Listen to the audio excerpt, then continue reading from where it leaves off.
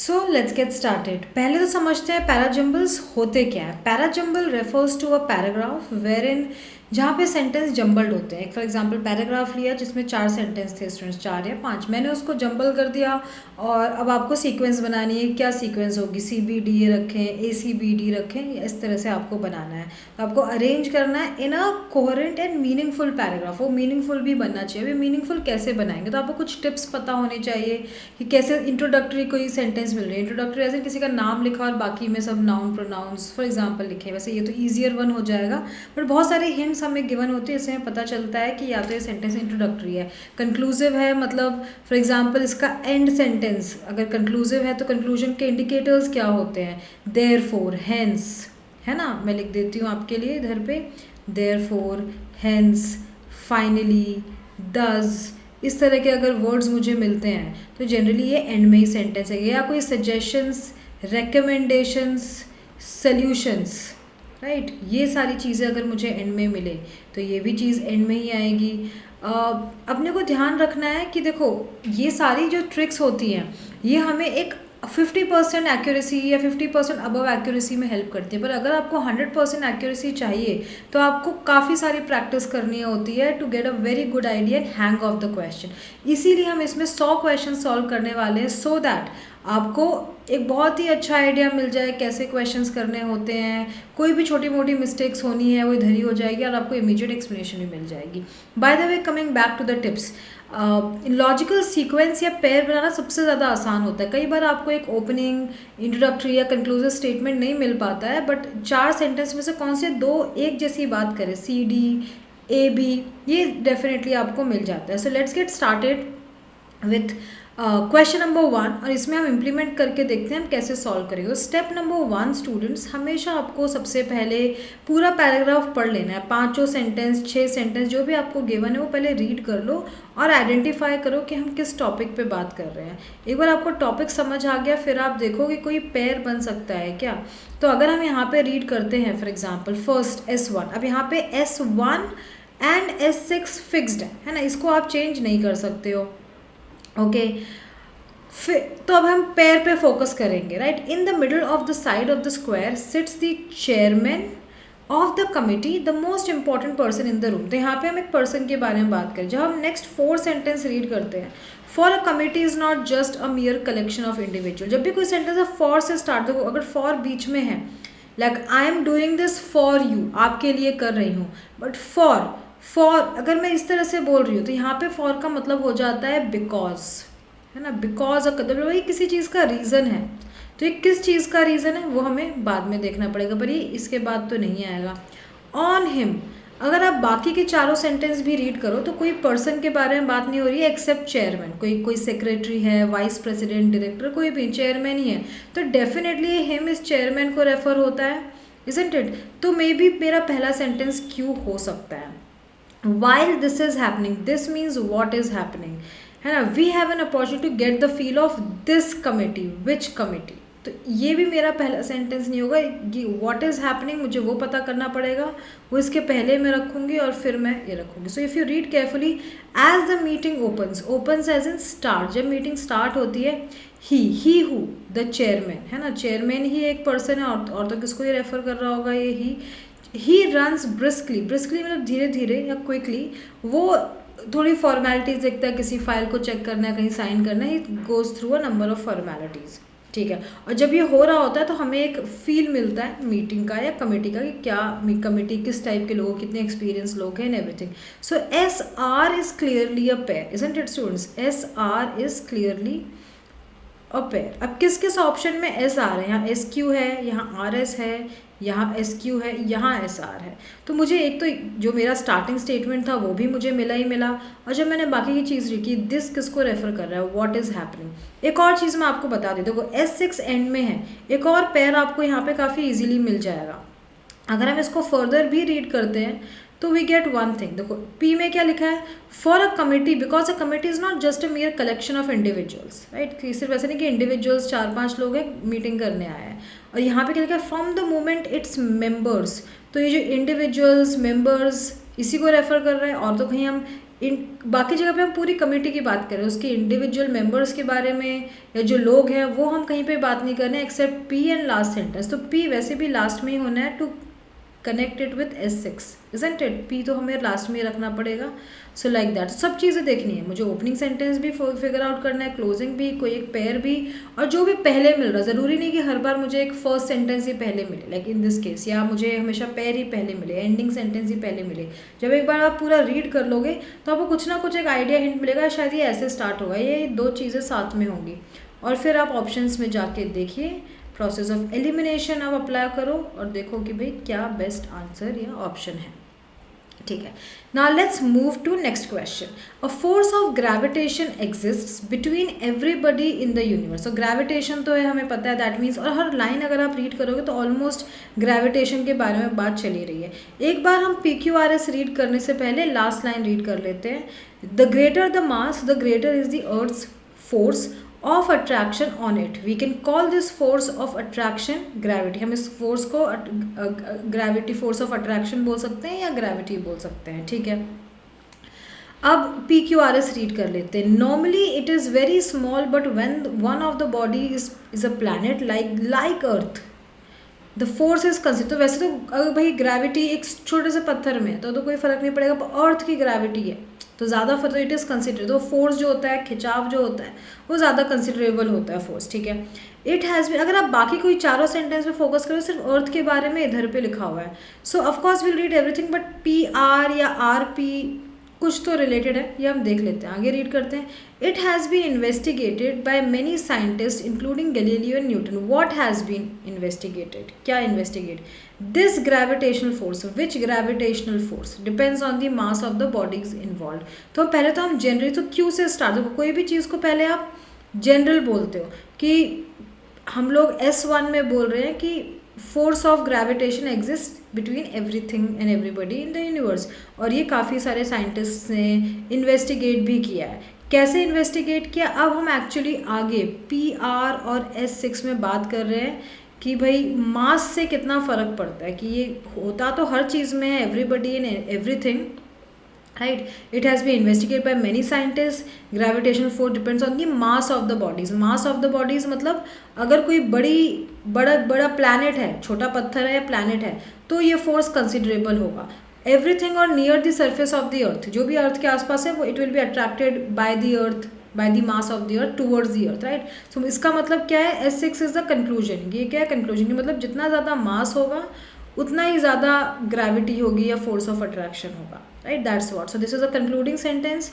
इसमें देखो एक और चीज़, S में हम मास को इंट्रोड्यूस करेंगे। मास से डिपेंड करता है, डिपेंड्स ऑन द मास, मास से डिपेंड करता है that it is very small but when the one of the body is a planet. अगर प्लैनेट है तो फ़र्क पड़ता है ना। हर चीज़ में ग्रेविटी है, बट ऐसा नहीं कि हर चीज़ अपनी तरफ खींच रही है, पर जितना बड़ा वो मास होगा उस पर। और फिर आगे फिर हम अर्थ का एग्जाम्पल दे रहे हैं। सो PR इज़ 100% अ पेयर। अब PR कहाँ पे है, यहाँ पे तो RP है, यहाँ पे है, यहाँ पे है, यहाँ पे। स्टार्ट हमेशा जनरल से, Q से स्टार्ट होगा, ये ऑप्शन चला जाता है, AB चला जाता है, राइट। सो QS PR हमें चाहिए था, so D is the correct answer. Yes, चलो क्वेश्चन नंबर 3 एवरीवन।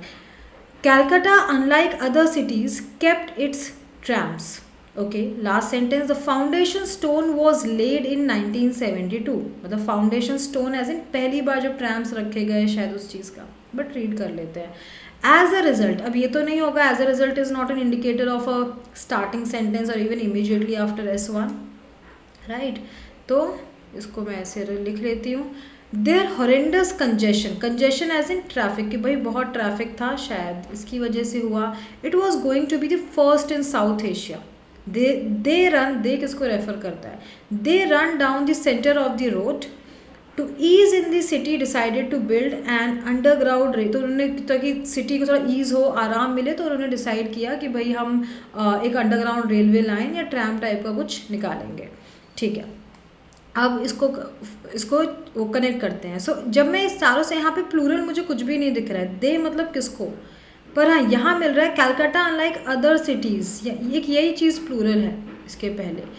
इसंट इट, इन चारों को रीड करोगे तो कुछ भी प्लूरल नहीं है। So that means are correct. They run down the centre of the road, generally road के बीच में ही सब लोग चलते हैं। अब इसी के इसको ही हेल्प लेके हम आगे बढ़ते हैं कि एज अ रिजल्ट भाई, क्योंकि सेंटर ऑफ रोड में हर किसी को चलना है, तो भाई कंजेशन या ट्रैफिक होता है, right, leads to a lot of traffic. And then to ease, और ईज किसको, to ease in the city, ease मतलब किस चीज़ को करोगे, प्रॉब्लम को ही करोगे। तो प्रॉब्लम कहाँ पे है, चारों में से इधर पे प्रॉब्लम है, तभी उसका सोल्यूशन होगा प्रॉब्लम के बाद ही। तो इस ट्रैफिक को ईज करने के लिए decided to build an underground railway line, तो उन्होंने डिसाइड किया एक अंडरग्राउंड रेलवे लाइन बनाए। And rest is history, it was going to be a first होगा साउथ एशिया में, और ये फर्स्ट टाइम 1972 में इसकी फाउंडेशन ले की गई, इजंट इट। सो RPS की, तो इसमें क्या है, हमें अगर पहला ये वर्ड मिल गया, किससे स्टार्ट करना, तो हमें अपनी सीक्वेंस मिल गई। तो हर बार ज़रूरी नहीं कि आप पूरा सीक्वेंस बनाओ, बैठ के टाइम वेस्ट करो कि यार RPSQ, पहले ही वर्ड से आपको अपनी सीक्वेंस मिल गई by process of elimination from options. कई बार आपको पहले सेंटेंस से नहीं मिलेगी क्योंकि R से बहुत सारे ऑप्शन स्टार्ट हो रहे होंगे, तो आपको थोड़ा आगे बढ़ना पड़ेगा। तो अगर ऑप्शंस आपके गिवन हैं तो उनकी आप हेल्प लीजिए, बिना ऑप्शंस के मत करो, ठीक है। Okay, question number 4 everyone. For some time in his youth, Abraham Lincoln was manager for a shop, मतलब अपने यूथ में before becoming the president, as all of us know, वो मैनेजर थे एक शॉप पे। आगे पढ़ते हैं, then a chance customer would come, ये तो नहीं हो सकता, right, he was a manager. Young Lincoln way off, उनकी जो दुकान चलाने का तरीका था वो बहुत ही डिफरेंट था। कैसे डिफरेंट था ये हम जनरली बोल रहे हैं, ठीक है। आगे रीड करते हैं, he use to lie full length on the counter of the shop eagerly reading a book, so generally वो बुक रीड करते रहते लेट के, ऐसा नहीं कि लोग कस्टमर आ रहे हैं and everything, right, right. Then उसके बाद जब लेटे तो एक चांस, बाई चांस एक कस्टमर आ गया, Lincoln would jump up and attend to his needs, his मतलब हिज नीड्स, कस्टमर की नीड्स को देखेंगे उनको क्या चाहिए, and then come back to his reading, right. तो जैसे लेटे हुए रहते थे, कोई कस्टमर आया तो भाई ऑफकोर्स उसको अटेंड करते थे। तो very clearly when we read PR is 100% a pair, कि customer would come, Lincoln would jump up from where, जब वो लेटे हुए हैं उसके बाद ही he'll jump up, he'll lie full length. तो SP, राइट, S मुझे उसके पहले चाहिए, SPR। अब SPR कहाँ पे है, सिर्फ इधर पे है, right. Never before had Lincoln had so much time for reading, और जितना उन्होंने उस टाइम दुकान के टाइम पे जितना रीड किया था उतना तो उन्होंने कभी नहीं किया। So we got our answer. So कुछ भी मिल जाए हमें, एक सीक्वेंस, एक छोटा सा पेयर, एनीथिंग।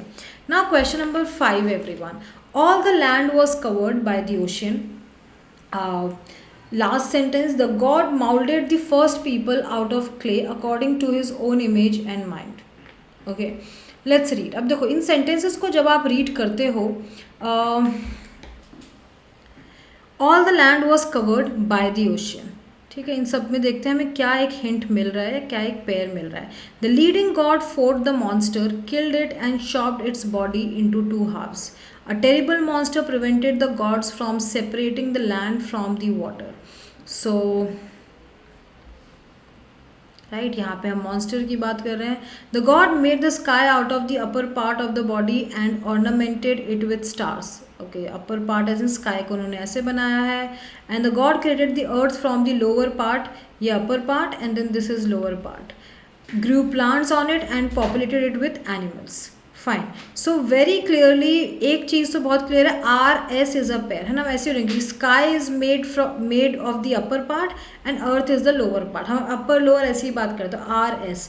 अब अगर PQ या QP समझ लेते हैं कि कैसे होगा। So all the land was covered by the ocean, so initially सारा लैंड ओशन में कवर्ड था। A terrible monster prevented the God from separating the land from the water, तो भाई कोई मॉन्स्टर था जो कि अलाउ नहीं कर रहा था गॉड को, या नहीं करने दे रहा था। तो द लीडिंग गॉड फोर, तो पहले तो मॉन्स्टर को हटाया, उसको मारा गया, chopped its body into 2 halves, as in उसको मॉन्स्टर को हटाया कि भाई हमें बनाना है अर्थ, और फिर उन्होंने अपर पार्ट स्काई बनाया और फिर अर्थ बनाया, इजंट इट। तो पहले एक मॉन्स्टर जो नहीं करने था and then he was killed. So monster के बारे में ये दोनों sentence. QP is another pair, RS कहाँ पे, ये रहा, यस। चलो next question everyone. Smoke oozed up between the planks and last sentence, most people bore the shock bravely. Fine. अब इनमें हम हिंट ढूंढते हैं। Passengers were told to be ready to quit the ship, the rising gale fan the smouldering fire, everyone now new, now knew there was fire on board, flames broke out here and there, सो मतलब यहाँ पे कुछ तो एक emergency है, आग लगी है, स्मोक निकल रहा है, and then people have to figure it out, right, कि कैसे करना है. So smoke oozed up between the planks. Planks ऐसे उसमें से, प्लैंक ऐसे वुडन का कुछ है, उसमें से स्मोक निकल रहा है, ऐसा लग रहा है कहीं से कहीं पे तो आग लगी हुई है. सो दिस स्मोक, और उसके बाद फ्लेम्स ब्रोक आउट हेयर, और फिर एकदम से फ्लेम्स आने शुरू हो गए, राइट. जब फ्लेम्स आने शुरू तो एवरीवन न्यू कि भाई कहीं तो फायर है on board, maybe ship में लोग हैं, कहीं पे तो फायर लगी है. So that's what happened, right. The rising gale fan the smouldering fire. तो राइट, तो उसके बाद वो फायर और बढ़ गई. Passengers were told to be ready. तो उनको बोला गया कि भाई अब शिप से उतरने का टाइम है. So when they were told to quit the ship, when only ये फायर, स्मोल्डरिंग फायर में बहुत ज़्यादा फायर बढ़ गई. And most people bore the shock bravely. So what was the shock, जब उनको बोला कि भाई आग लग चुकी है इस शिप में, आप निकलो, तो लोगों ने हैंडल करके लोग निकले. सो अब जब मैं ये सारी चीज़ें रीड कर रही हूँ, तो पैसेंजर्स इधर लिखा है. So most people will be refer to here कि शॉक कौन सा. यहाँ पे तो सबको पता है कुछ तो फायर है, थोड़ा बहुत धुआं निकल रहा है, तो कुछ तो फायर. जब पता चला कि भाई इट्स अ स्मोल्डरिंग फायर, बहुत बड़ी आग लग चुकी है, so that must be the shock. So it has to be after P, isn't it. So option A is the correct answer. Question number 7th everyone. You know my wife Madhavi always urged me to give up smoking. हमेशा मुझे smoking को give up करने बोलती रहती है. And last is poor girl. Okay, I really, अब देखो, to give up smoking, I really gave it up. And so when I went to jail, I said to myself, I really must give it up, if for no other reason than of being self-reliant. When I emerged from jail, तो जब मैं गया jail, and then when I emerged, जब बाहर आया, I wanted to tell her of my great triumph as in winning या victory की, कैसे मैंने smoking actually में छोड़ चुका है. But when I met her there, she was with a packet, पर वो खुद ही smoke करना शुरू हो गई थी. And then he is saying poor girl. So definitely S बाद में आएगा ना, poor girl as in कि भाई बाकी जगह पे तो ही उसको बताना था कि भाई कैसे मैंने स्मोकिंग भाई क्विट किया. So you know my wife always urge me to give up smoking. And so when I went to, जब मैं जेल गया, I said to myself I really must give it up, if for no other reason than of being self. ऐसा नहीं किसी ने बोला, पर खुद के लिए मुझे छोड़ देना चाहिए, right. So Q, and I really give it up. जब वो जेल के तो उसे सच में गिव अप कर दिया, राइट, दैट. सो क्यू, और जब मैं वापस निकला, राइट, सो क्यू पी, और जब मैं वापस निकला जेल से, मुझे उसको बताना था कि भाई देखो मैं छोड़ चुका हूँ. But then when I saw her, वो खुद सिगरेट के साथ थी, right. This is also QPRS will be another sequence.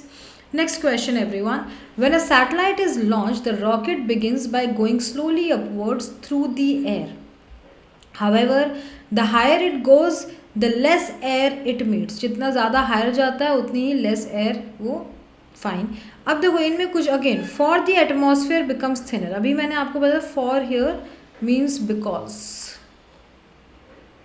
Right. As a result is also one clue. There is less friction. However कब आता है? हाउएवर आता है जब आप दो सेंटेंस ऑपोजिट कनेक्ट करो. It's like if I say I like this place, however I do not want to come here regularly, और I don't like this place, however I will have to come here regularly, right, like that. तो हम इस पे ही इसको थोड़ा सा बनाने की कोशिश करते हैं कि यहाँ पे कुछ तो कॉन्ट्रास्टिंग होगा. So when a satellite is launched, the rocket begins by going slowly upwards through the air. तो रॉकेट धीरे धीरे स्लोली जाता है upwards through the air, fine. ये तो हमें पता ही है. As the rocket goes higher, अब रॉकेट ऊपर जा रहा है. जब मैं चारों सेंटेंस रीड कर रही हूँ तो यहाँ यहीं पे वो बात हो रही है सेम. तो सेम मीनिंग, सेम वर्ड्स को आप साथ में कनेक्ट करो. तो आइडियली क्यू से स्टार्ट होगा. इट ट्रैवल्स, जितना ऊपर जाएगा उतना फास्टर ट्रैवल होता है, ठीक है.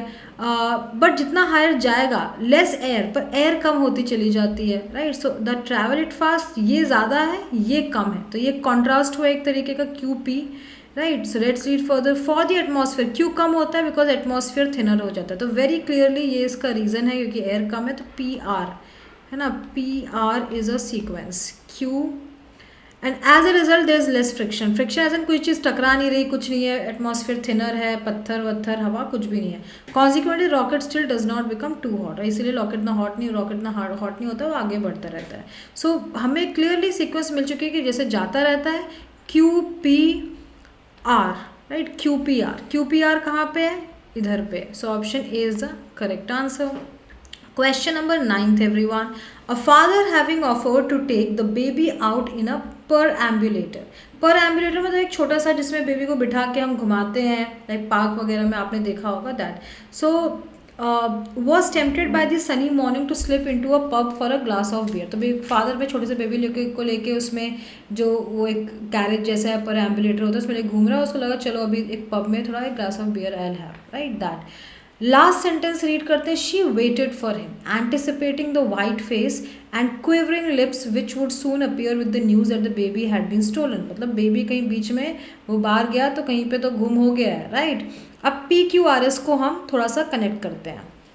सो जब उसे लगा कि ठीक है पब जाना है, सो अब इसके बाद फर्स्ट सेंटेंस क्या होगा, आप चारों सेंटेंस रीड करो। सो लीविंग द, अंदर तो बार में लेके बेबी को जाए सकते, लीविंग द प्रैम आउटसाइड, उसने प्रैम को बाहर छोड़ दिया।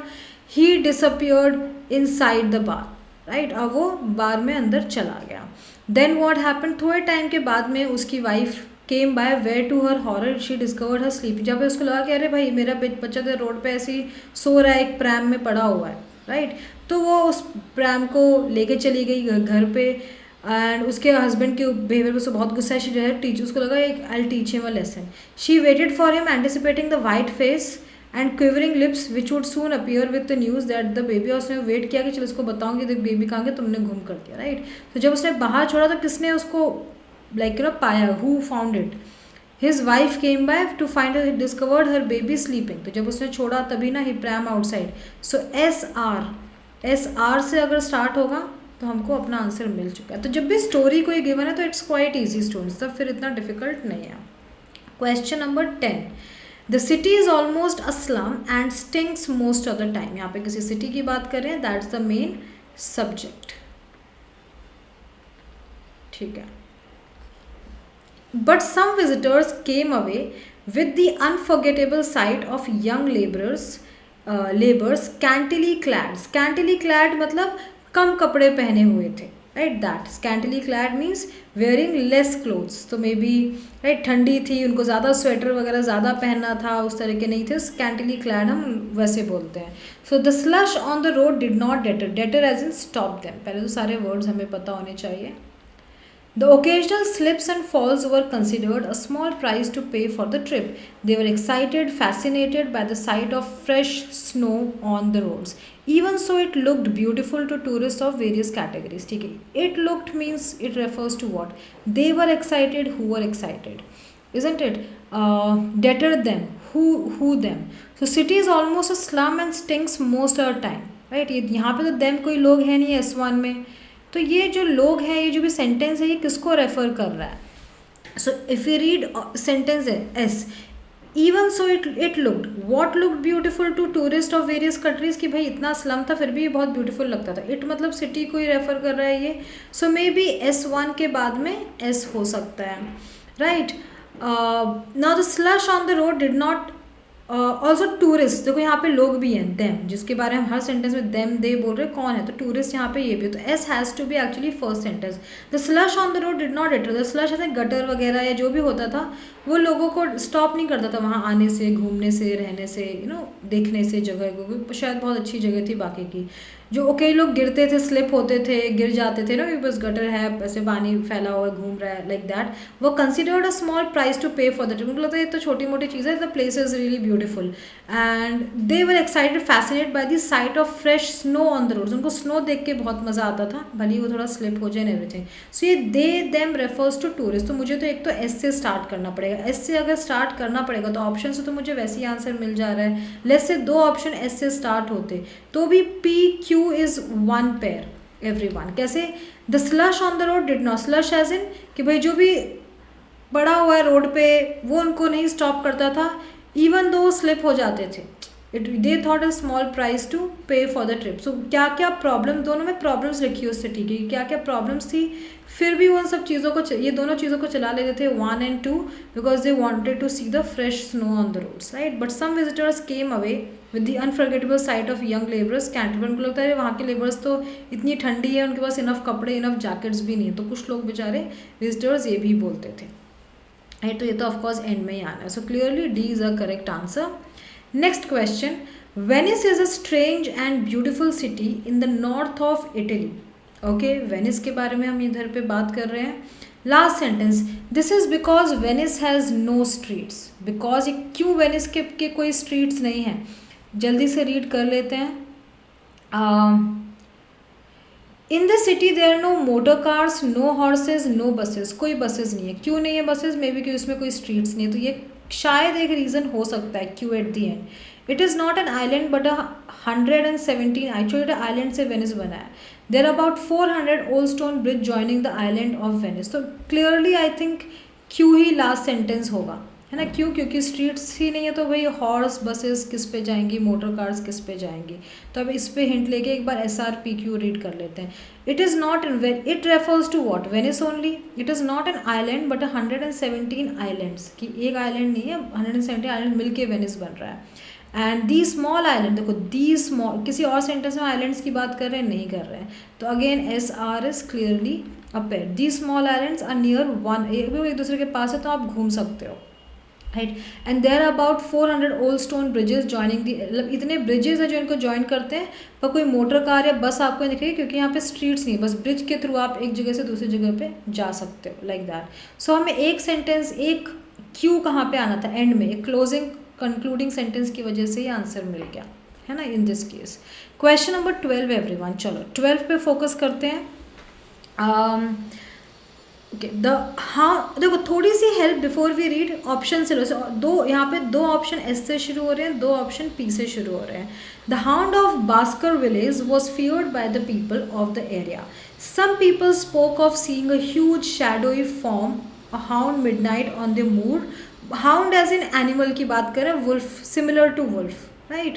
तो यहाँ पे उसकी हम बात कर रहे हैं कि या of Baskervilles was feared by. तो लोगों को इस पर्टिकुलर एनिमल से बहुत डर लगता था. क्यों लगता था? Some people spoke of seeing, उनको लगता है उन्हें एक बहुत ही बड़ा shadowy form of hound at midnight on the moor. Moor as in जहाँ पे शिप को हम रखते हैं, वहाँ पे उन्होंने देखा है.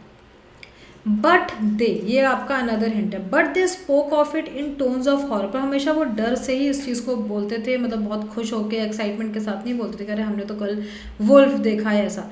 No buddy had actually seen the hound. This shadowy form did not reveal, देखो दिस शैडोई फॉर्म, और कहाँ पे हम बात कर रहे हैं? शैडो इधर पे. Did not reveal any details about this. तो शैडो से हमें कोई एनिमल तो एक्चुअली किसी ने देखा है. The hound of Baskervilles remain an unsolved mystery. तो मतलब किसी ने देखा ही था, इससे ही पता चला कि शायद it looks like an animal but we are not very sure कि यार ये क्या चीज़ है, राइट. सो या सो P and S is a sequence, है ना. some people, hound of feared by the people, some people spoke of seeing a huge shadowy form. उन्हें shadowy form देखा है. ये shadowy form did not reveal any details कि भाई कितना बड़ा एनिमल है और किस कलर का है, बट हाँ एनिमल जैसा कुछ दिखता है. That is something we can say. So nobody had actually seen the hound. इसका मतलब लोगों ने एक्चुअल में देखा, लोगों को एक आइडिया है बट स्पेसिफिक डिटेल्स नहीं है, बट वो फिर भी इसके बारे में डर से बोलते थे, हॉरर से बात करते थे. And it becomes an unsolved history. So again like दो भी आपको एक पेयर मिल गए, तो the question is quite easy, ठीक है. चलो ये सॉल्व करते हैं. A gentleman who lived alone always had 2 plates placed on the table at dinner. हमेशा 2 प्लेट रखता था. Okay. In this way the cat showed her gratitude to her master. मतलब शायद अपनी कैट के लिए भी रखता था. Fine. Now let's read. One day just as he sat down to dine, the cat rushed into the room. तो एक दिन उसके पास कैट आई. One plate was for himself. तो कोई यहाँ एक प्लेट उसकी थी, एक प्लेट कैट की थी. वो 2 प्लेट्स रखता था किस पर्पज़ के लिए? एक्चुअली वो इधर पे मिल रहा है. कैट का इंट्रोडक्शन इधर, उसके बाद एक दिन कैट उसके पास आई, वो स्टोरी बाद में स्टार्ट होगी. Isn't it? सो क्यू से आइडियली स्टार्ट होगा सेंटेंस. तो 1 plate was for himself, another plate was for cat. If we read further, पूरा पढ़ लेते हैं. He use to give the cat a piece of meat from his own plate. तो अपने plate से उसमें रख देता था और कैट खा लिया करती थी, ठीक है. वन डे जब वो बैठा खाना खाने के लिए, तो cat rushed into the room. She dropped a mouse into her own plate and other into her master plate. तो उसने भाई ऐसी कैट ने भी रिटर्न किया, क्या मुझे रोज़ खिलाता है, मैं भी उसके बाद चूहा खिलाऊं.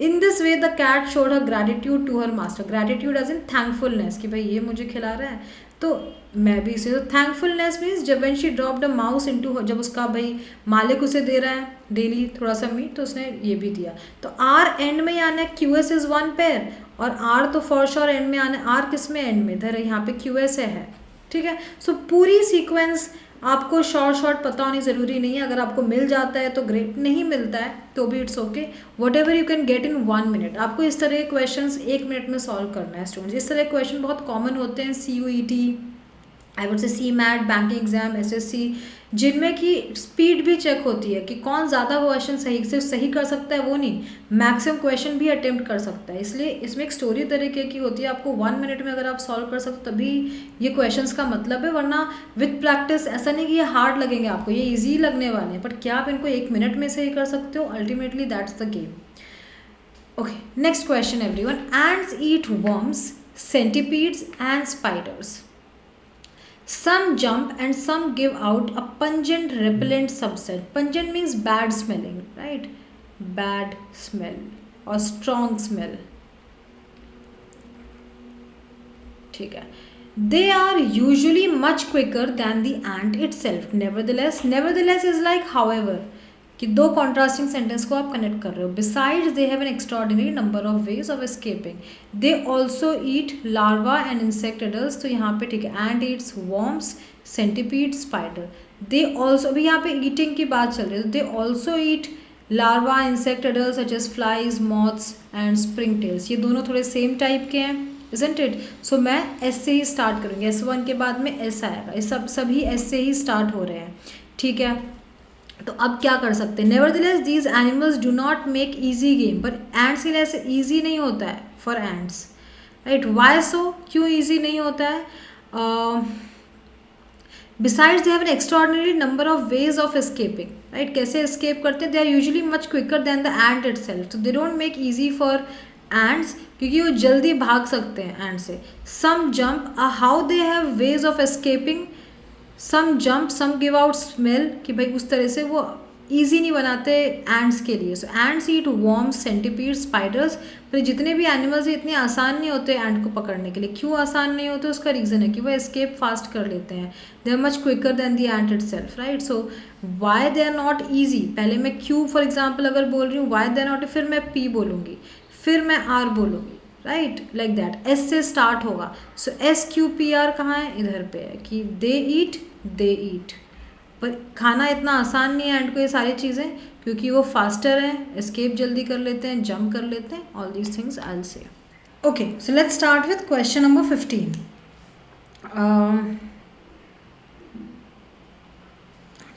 Satyajit Ray made several films for children. अब देखो यहाँ पे फुल नेम लिखा है, तो मुझे फुल नेम के बाद ही सर नेम या शॉर्ट नेम चाहिए.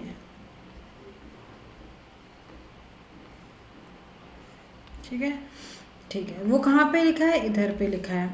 All right. So Satyajit Ray made several films for children. अब क्या हम बोल सकते हैं? He made. अब ये कब बना रहे थे? This was at a time when no director. देखो, RS is a pair. Why am I saying RS is a pair? कि ये this was, what was at a time when no director considered children as potential editor. तो children के लिए जो picture उस time पे कोई दूसरा डायरेक्टर नहीं बना रहा था. दैट मीन्स दस, इसमें से हमने कंक्लूड किया ही was a Pioneer. Pioneer means ऐसी कोई भी चीज़ जो एक पर्सन फर्स्ट टाइम करे, कि भाई ये he was a first person to make movies for children. So he was a pioneer in this field, right? First person to do something. तो RS is clearly a pair. उसके बाद of course लोगों ने उनकी लीड फॉलो करी, as in जो वो करते लोग बनाने लगे. आज की डेट में तो भाई बहुत सारे लोग, other nations are also making movie, तो वो अलग बात है. PQ has to be at the end. So RS PQ is the sequence. वो कहाँ है? इधर है. So option C is the correct answer. Now question number 16 everyone, right? Again sentence 1 and sentence 6 is fixed. इसको हमें कुछ नहीं करना है, हमको सिर्फ PQRS अरेंज करना है. सो Hungary with a population of about 10 million lies between Czechoslovakia to the north and Yugoslavia to the south. ठीक है, ये हंगरी इधर पे दो कंट्रीज़ के नाम लिए गए हैं, दो जगह की. भाई इसके नॉर्थ में इधर पे रहता है और बाकी का दूसरे साइड पे रहता है. ठीक है, अब बाकी के सेंटेंस रीड कर लेते हैं ध्यान से. अब देखो, जब मैं बोल रही हूँ have a here a great deal of grain is grown, where exactly? Hungary, जेको या यूगो? थोड़ा सा कंफ्यूजिंग है, तो इससे तो स्टार्ट नहीं होगा. In recent years however progress has been made also in the field of industrial. However is against what, कि किसी चीज़ में प्रोग्रेस हुई है बट नहीं हुई है, तो ये भी नहीं हो सकता. मोस्ट ऑफ दिस कंट्री, तो यहाँ पे हम डेफिनेटली एक कंट्री की बात कर रहे थे, तो मे बी आर से स्टार्ट हो सकता है. Consist of an extremely fertile plain, so most of the country में फर्टाइल प्लेन है, फर्टाइल जहाँ पे ग्रो कर सकते हैं बहुत सारे crops, through which the river Danube flows. Okay, so अगर यहाँ पे ग्रो कर सकते हैं, अभी हमने कहाँ पढ़ा था, here means where a great deal of grain is grown in this country, जहाँ पे फर्टाइल प्लेन है. So here refers to this fertile plain. So that means RP is 1 pair. In addition to grain, अब grain के साथ साथ the plain produces potato, sugar, wine, livestock, ये सब चीज़ें भी वो लोग करते हैं. So again very clearly RPS की पहले तो grain grow कर सकते हैं, grain के अलावा ये चीज़ें भी grow कर सकते हैं. And then we'll say कि in recent years सिर्फ ऐसा नहीं कि एग्रीकल्चर में प्रोग्रेस उन्होंने बनाई है, in the field of industrialisation, factories शुरू करना है, इस पर भी उन्होंने किया है, राइट. तो ये एक्स्ट्रा एक वो हो गया कि अपार्ट फ्रॉम एग्रीकल्चर, ये तीनों एग्रीकल्चर के बारे में बात कर रहे हैं, उन्होंने इंडस्ट्रियलाइजेशन पे भी मे बी उन्होंने अच्छी ग्रोथ की है. ठीक है. द न्यू इंडस्ट्रीज, ये भी इंडस्ट्रीज़ के बारे derive mainly from agriculture production, तो उसी में बनाते हैं. तो वैसे भी अगर ये इंडस्ट्रीज़ के बारे में चारों सेंटेंस रीड करोगे तो क्यू ही बात, तो Q has to come at the end, तो उससे आप ये 2 ऑप्शन हटा सकते हो. और अगर आपको मिल जाए सीक्वेंस, इजंट इट, कि भाई ग्रेन ग्रो होता है in addition to grain, so PS किस में, इसमें है option B. So this is the correct answer. Got it everyone? ठीक है. Now next question, right. Sentence 1, sentence 6 is fixed. Paleobotany is the study of fossil plants preserved in rocks. So plants जो कि rocks में preserve रहते हैं dating million of years. So the paleobotany हम उस चीज़ को बोलते हैं. All right. अब देखो लास्ट सेंटेंस क्या है, the fossil plants indicate the age of the rock, right. जो भी फॉसिलाइज होगा उस एज हम पता कर सकते हैं. Also point to facts regarding climate, उस टाइम पे टेम्परेचर, टोपोग्राफी कैसी थी, और टोपोग्राफी मीन्स जोग्राफी कैसी थी, all those things. Fine. Let's read now कि कैसे बोल सकते हैं. So palaeobotany is a study of fossil plants which are preserved in rocks in millions of years. Through the ages, plants have evolved from simple to more complex forms. Okay, records of the history of the world are contained in fossils. Fine. First there were water plants, then land plants appeared during the Paleozoic era. देखो QR is clearly a pair. कैसे? Through the ages, plants have evolved from simple to more complex forms. कैसे evolve हुए? तो पहले from कि पहले water plants आए, फिर लैंड प्लांट्स आए during this era, right. So Q R अगर मुझे सीक्वेंस मिली कैसे यहाँ पे इवॉल्व की बात चल रही है और फिर इवॉल्व कैसे यहाँ पे डिटेल, तो कोई भी चीज़ को जनरली आप पहले बोलते हो और फिर उसकी डिटेल आप उसके बाद देते हो. सो क्यू आर, अगर Q R is a pair तो वो मुझे इन अ वे मिल ही चुका है, इधर पे है, इधर पे है, इधर पे है, इधर पे नहीं है. ठीक है. आगे बढ़ लेते हैं. SP या PS, records of the history of the world are contain in fossil, जो भी उनके रिकॉर्ड्स है कौन से टाइम पे कितने पुराने वो हमें पता चल चुके हैं. And then since the fossil remains appear locked in rock layers, क्योंकि ये फॉसिल्स रॉक में है लॉक, जो कि पहले preserved in rock, they are closely related to the geologist area of investigation. The fossil plants indicate, right, the age, right, and all these things फिर हम बात कर रहे हैं, राइट. सो रिकॉर्ड्स इनके हमें मिल सकते हैं. अब very clearly QR is 1 pair, right. अगर मुझे QR मिल गया तो ये तीनों हो गए. और फिर उसके बाद PS या SP की records of the history are content, कैसे क्या क्या रिकॉर्ड्स हैं उसकी डिटेल हम बाद में दे रहे हैं कि they appear locked in rock layers, they are closely related to geologist, and geologist में क्या क्या एज, क्लाइमेट, टेम्परेचर, टोपोग्राफी, ये सारी चीज़ें हम पता कर सकते. S has to come at the end. If S has to come at the end, option D. Next question everyone. On vacation in Tangier, Morocco, my friend and I sat down at a street cafe. Right now, एक second. All right. Last sentence. Finally, a man walked over to me and whispered, "Hey, buddy, this guy is your waiter and he wants your order." Fine. On a vacation in Morocco, my friend and I sat down at a street cafe. हम लोग बैठे एक cafe पे. ठीक है. अब ये चारों सेंटेंस एक बार हम खुद से रीड कर लेते हैं. Soon I felt the presence of someone standing, कोई मेरे आसपास खड़ा था, राइट. वो पर्सन क्या, बट दिस वन वुडंट बज, पर वो कुछ बोल नहीं रहा, बस खड़ा था. वुडंट बज ऐसे जा नहीं रहा था, वहीं पे खड़ा था. Like he wouldn't go, like he wouldn't leave और गो.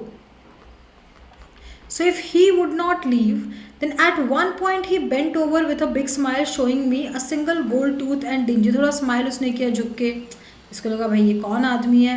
We had been cautioned about beggars and were told to ignore them. हमको बताया गया था यहाँ बहुत बेगर्स हैं, पर फिर एक आदमी आया और बोला कि भाई he is your waiter, wait कर रहा है, ऑर्डर दो नहीं तो यही खड़ा रहेगा. तो वी आर लाइक ओके. सो सी अब इसमें पेयर कैसे बन सकता है, राइट, कि सून जब हमने presence of someone is standing and this one who, ये वाला जा नहीं रहा था. एट वन पॉइंट वो उसने हमको स्माइल भी दी और हमको कॉशन मिला था कि लोग आते जाते रहते हैं. सो ये स्टार्ट किससे होगा, has to start with Q first of all, कि कोई समवन इज स्टैंडिंग. अब वो स्माइल कर रहा है ना, वो जा नहीं रहा है, उसके बारे में बाकी डिटेल्स हम बाद में देंगे. तो अगर क्यू से स्टार्ट होगा तो फिर तो यही एक ऑप्शन बचता है. क्लियर, ठीक है. एंड देन गांधी के, right, first sentence. when you read get off the back serious होता है he was like a powerful, he spoke their language, their means whose language, ये तो नहीं हो सकता.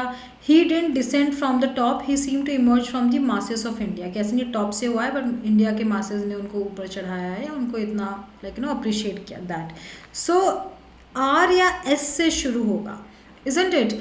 नाउ एस से क्यों शुरू होगा कि हम and the Gandhi came and how he came, he didn't come from descent as in top से नहीं आए थे directly. He seem to emerge from the masses of India, right, that's what we are saying कि masses से है. Masses से कैसे, उसकी डिटेल हम इधर बोलेंगे. He spoke their language, their means masses की लैंग्वेज बोलते थे. And constantly are their attention to their appalling condition, जो भी उनके अपॉलिंग एज इन जो भी नेगेटिव कंडीशन में लोग रहते थे, जो उनकी प्रॉब्लम थी उस टाइम पे बिकॉज ऑफ ब्रिटिशर्स, उनको अटेंशन देते थे एंड एवरीथिंग, राइट, उस चीज़ को डील करने की कोशिश करते थे. ठीक है. सो एस आर, अब एस आर मुझे अगर मिल गया है तो इसको एक बार क्यूपी पढ़ के देख लेते हैं. He was like a powerful current of fresh air, like a beam of light, like a whirlwind that upset many things. Get off the backs of these farmers and workers, he told us, all of you live by their exploitation, है ना. So political freedom took new shape and then acquired a new content. Fine. So ये political freedom and all these things, यहाँ पे वो बोले कि भाई हटो यहाँ से, आप फार्मर्स को एक्सप्लॉइट करके यहाँ पे जी रहे हो, नहीं तो नहीं. तो मुझे पहले तो किसके बारे में बात हो रही है, how he came, and then वो टॉप से नहीं आए थे, वो ही इमर्ज्ड फ्रॉम दिस. तो मुझे एस से ही स्टार्ट करना है. And then there refers to what, masses. तो S R is one sequence, right, S R से स्टार्ट होगा और फिर बेसिकली उनके बारे में और डिटेल. पहले तो किसी चीज़ का इंट्रो करोगे आप, राइट, इंट्रो कि ही emerged. Now what about him? He did good things, bad things, how he was perceived. ये details आप बाद में उनके लिए दोगे, है ना, all that. So this is your correct answer. Okay. So let's get started. Next question, students. Biological evolution has not fitted man to any specific environment. ठीक है, मतलब हमें फिट नहीं किया कि हम इस एनवायरनमेंट में ज़्यादा अच्छा कर पाएंगे या बुरा कर पाएंगे. Fine. It is by no means a biological evolution but it is a cultural one. अब क्या ये बायोलॉजिकल एवोल्यूशन कल्चरल, क्या कल्चरल एवोल्यूशन है पता नहीं, तो इससे तो स्टार्ट नहीं होगा इस वन के बाद, right. His imagination who his and that series of inventions, his imagination, his reason, his emotional subtlety and toughness make it possible for him not to accept the environment but to change. कि हमें accept नहीं करना है but हमें change करना है environment. तो may be it refers to man, है ना, या अगर हम आगे रीड करते कोई पर्सन नहीं है तो it refers to man. And that series of inventions by which man from age by age has reshaped his environment is a different kind of evolution. जैसे हमने inventions and नई चीज़ें सोच के अपने environment को reshape किया, अपने हिसाब से adjust कराया rather than adjusting to an environment, उसी को हम एक evolution बोल सकते हैं. Correct. So QR could be a pair. अब QR अगर pair है तो ये कहाँ पे है, इधर पे. इसको आगे रीड करते हैं. Among the multitude of animals which scamper, burrow, swim around us, he is the only one who is not logged into his environment. कि भाई बाकी animals जो अपने environment, हम लोग like we as a man is not logged into his environment. We can be in the water, we can be in the air, in flight and everything. So it is by no means a biological evolution. तो हम लोग ये कोई biological नहीं है, ये cultural evolution है. ये कैसे हम culture को, that the brilliant sequence of cultural peaks can most appropriately be termed as ascent of man. इससे culture से हम भाई समझ के आगे बढ़ते हैं and we develop. Also last sentence is about culture, ये भी culture है. तो मुझे पूरी sequence जो भी बनेगी P has to come at the end. तो ऑप्शन A तो वैसे भी चला जाएगा. QR, अब बाकी में देखो भाई QR कहाँ पे है, इसी में है ना, QR SP इसमें भी है, but then SP is also a pair, तो इसलिए ये नहीं हो सकता. Next question everyone. The dictionary is the best friend of you of your task, right? Soon you will realize that this is an exciting task, right? The dictionary is the best friend of your task. I think this should be like this. Okay, let's read it together now, right? That may not be possible always. What is not? It is wise to look it up immediately. Look it up means dictionary को देख लो. Then it must be firmly written on the memory and traced at the first opportunity. Never allow a strange word to pass unchallenged. What never allow a strange word to pass unchallenged? So dictionary is the best friend of your task, right? कोई भी आप काम कर रहे हो आपको पता है. Now what never allow it, right? किसी चीज़ को नहीं कर सकते, डिक्शनरी नहीं कर सकते. स्ट्रेंज वर्ड, कोई भी स्ट्रेंज वर्ड आपको नहीं पता है तो आप उसको भाई डिक्शनरी में चेक कर ही सकते हो, राइट? सो एस से हम maybe we can start, right? Let's say we are not very sure, but किसके बारे में बात कर रहे हैं? ऑफकोर्स के बारे में बात कर रहे हैं, ठीक है. It is wise to look it up immediately. कोई भी आपको डिफिकल्ट वर्ड आया, आपने डिक्शनरी को इमीजिएटली देख लिया. So let's say S Q, right? That may not be possible, हमेशा पॉसिबल नहीं है. Then it must be formally written on the. अगर आप नहीं देख पाते हो तो आपकी मेमोरी में हो trace, right? At the first आपको याद हो. Soon you will realise that this is an exciting task. कि एक अलग से एक बार कुछ डिफिकल्ट वर्ड मिला डिक्शनरी में देखा, कुछ डिफिकल्ट वर्ड मिला डिक्शनरी में देखा, है ना? Like that. So SQ PR is the correct answer. The Bhagavad Gita, next question everyone. The Bhagavad Gita recognizes the nature of man and the needs of man. हमारा nature और हमारी needs क्या है? Fine. Now all these we do not know. All these three aspects. Three क्या चीज़ है? Nature needs की बात की गई है तो ये तो पहला sentence नहीं हो सकता. It shows. It means Bhagavad Gita shows. So maybe this can be the correct, like one of the answers. It shows how the human being is rational one, an ethical one and a spiritual one. कि कैसी? तो यहाँ पे तीन चीज़ें हमें given है. So maybe QP is one, या हो सकता है. More than all, it must be a spiritual experience, right? More than all, nothing can give him fulfillment unless it satisfies his reason, his ethical conscience. ठीक है. A man home does not harmonise them, जो कि अपने आप को harmonise नहीं, इन चीज़ों को हम इज़ नॉट ट्रूली ह्यूमन. ना harmonise what, right? Harmonise what first of all. तो देखो क्यू से डेफिनेटली हमें पता है स्टार्ट होगा. इट शोज मतलब Bhagavad Gita shows, right? Human beings are rational people, ethical people, spiritual people and that nothing can give him fulfilment, right? हमें एक फुलफिलमेंट नहीं मिलेगा unless it satisfies his reason, his ethical conscious reason, ethical conscious. ये चीज़ें हमारी होगी, हमें वो चीज़ सही लगती है, हमें वो चीज़ लॉजिकल, तब तक हमें कोई भी चीज़ फुलफिलिंग नहीं लगेगी, right? So that. But then यहाँ पे तीन चीज़ें, all of this, see all of these three constitute the nature of man. ये तीन चीज़ें तो QP एक्चुअली होना चाहिए अपना next, right? More than all, it must be a spiritual experience, right? Nothing can give us fulfillment unless it satisfies this. और ऊपर से सारी चीज़ें, so SR actually, QP, SR should be the right sequence. Isn't a man whom does not harmonize them, जो इन चीज़ों को harmonize नहीं कर सकता अपने reason को, ethical इसको, spiritual nature को, वो फिर human नहीं है, right? So we got our answer. ठीक है. I usually sleep quite well in the train, but this time I slept only a little. Generally तो मैं भाई सो जाता हूँ, कोई प्रॉब्लम नहीं होती मुझे, बट इस बार नहीं हो पाया. ठीक है. देखते हैं आगे क्या. It was shut all night as usual. Now let's read quickly these 4 sentences और साथ में सॉल्व ही करना स्टार्ट करते हैं. If we read, क्यों मैं नहीं सो पाया? There were too many people, too much huge luggage all around. मतलब बहुत लोग थे, बहुत भीड़ थी. So that could be a reason. The quarrel, वो तो बाद में बोलेंगे. लोग थे तो फिर क्वारल हुआ and everything, right? So S से वी हैव टू स्टार्ट. अब अगर एस से स्टार्ट होगा तो क्यू तो ऑलरेडी गिवन है, तो एस क्यू रीड कर लेते हैं ऑप्शन में से. As usual I got angry about the window, कि भाई मुझे विंडो सीट चाहिए थी, मुझे विंडो, तो एज यूजुअल मुझे भी गुस्सा आया. ठीक है ना. RP और PR, as usual I got angry, most people wanted it shut and I wanted it open, कि लोग को बंद है, मुझे तो खुला. The quarrel left me completely upset, it was shut all night as usual, right? Like that. So लोगों को ये चाहिए था, क्वारल क्या होगी? लोगों से झगड़ा होगा कि लोग को चाहिए था बंद कर दे, मुझे चाहिए था ओपन, तो PR होना चाहिए, isn't it? So option B is the correct answer. In 1934, William Golding published a small volume of poems. ठीक है. So full name of a person in 1934. ठीक है. Let's read quickly all 4 sentences.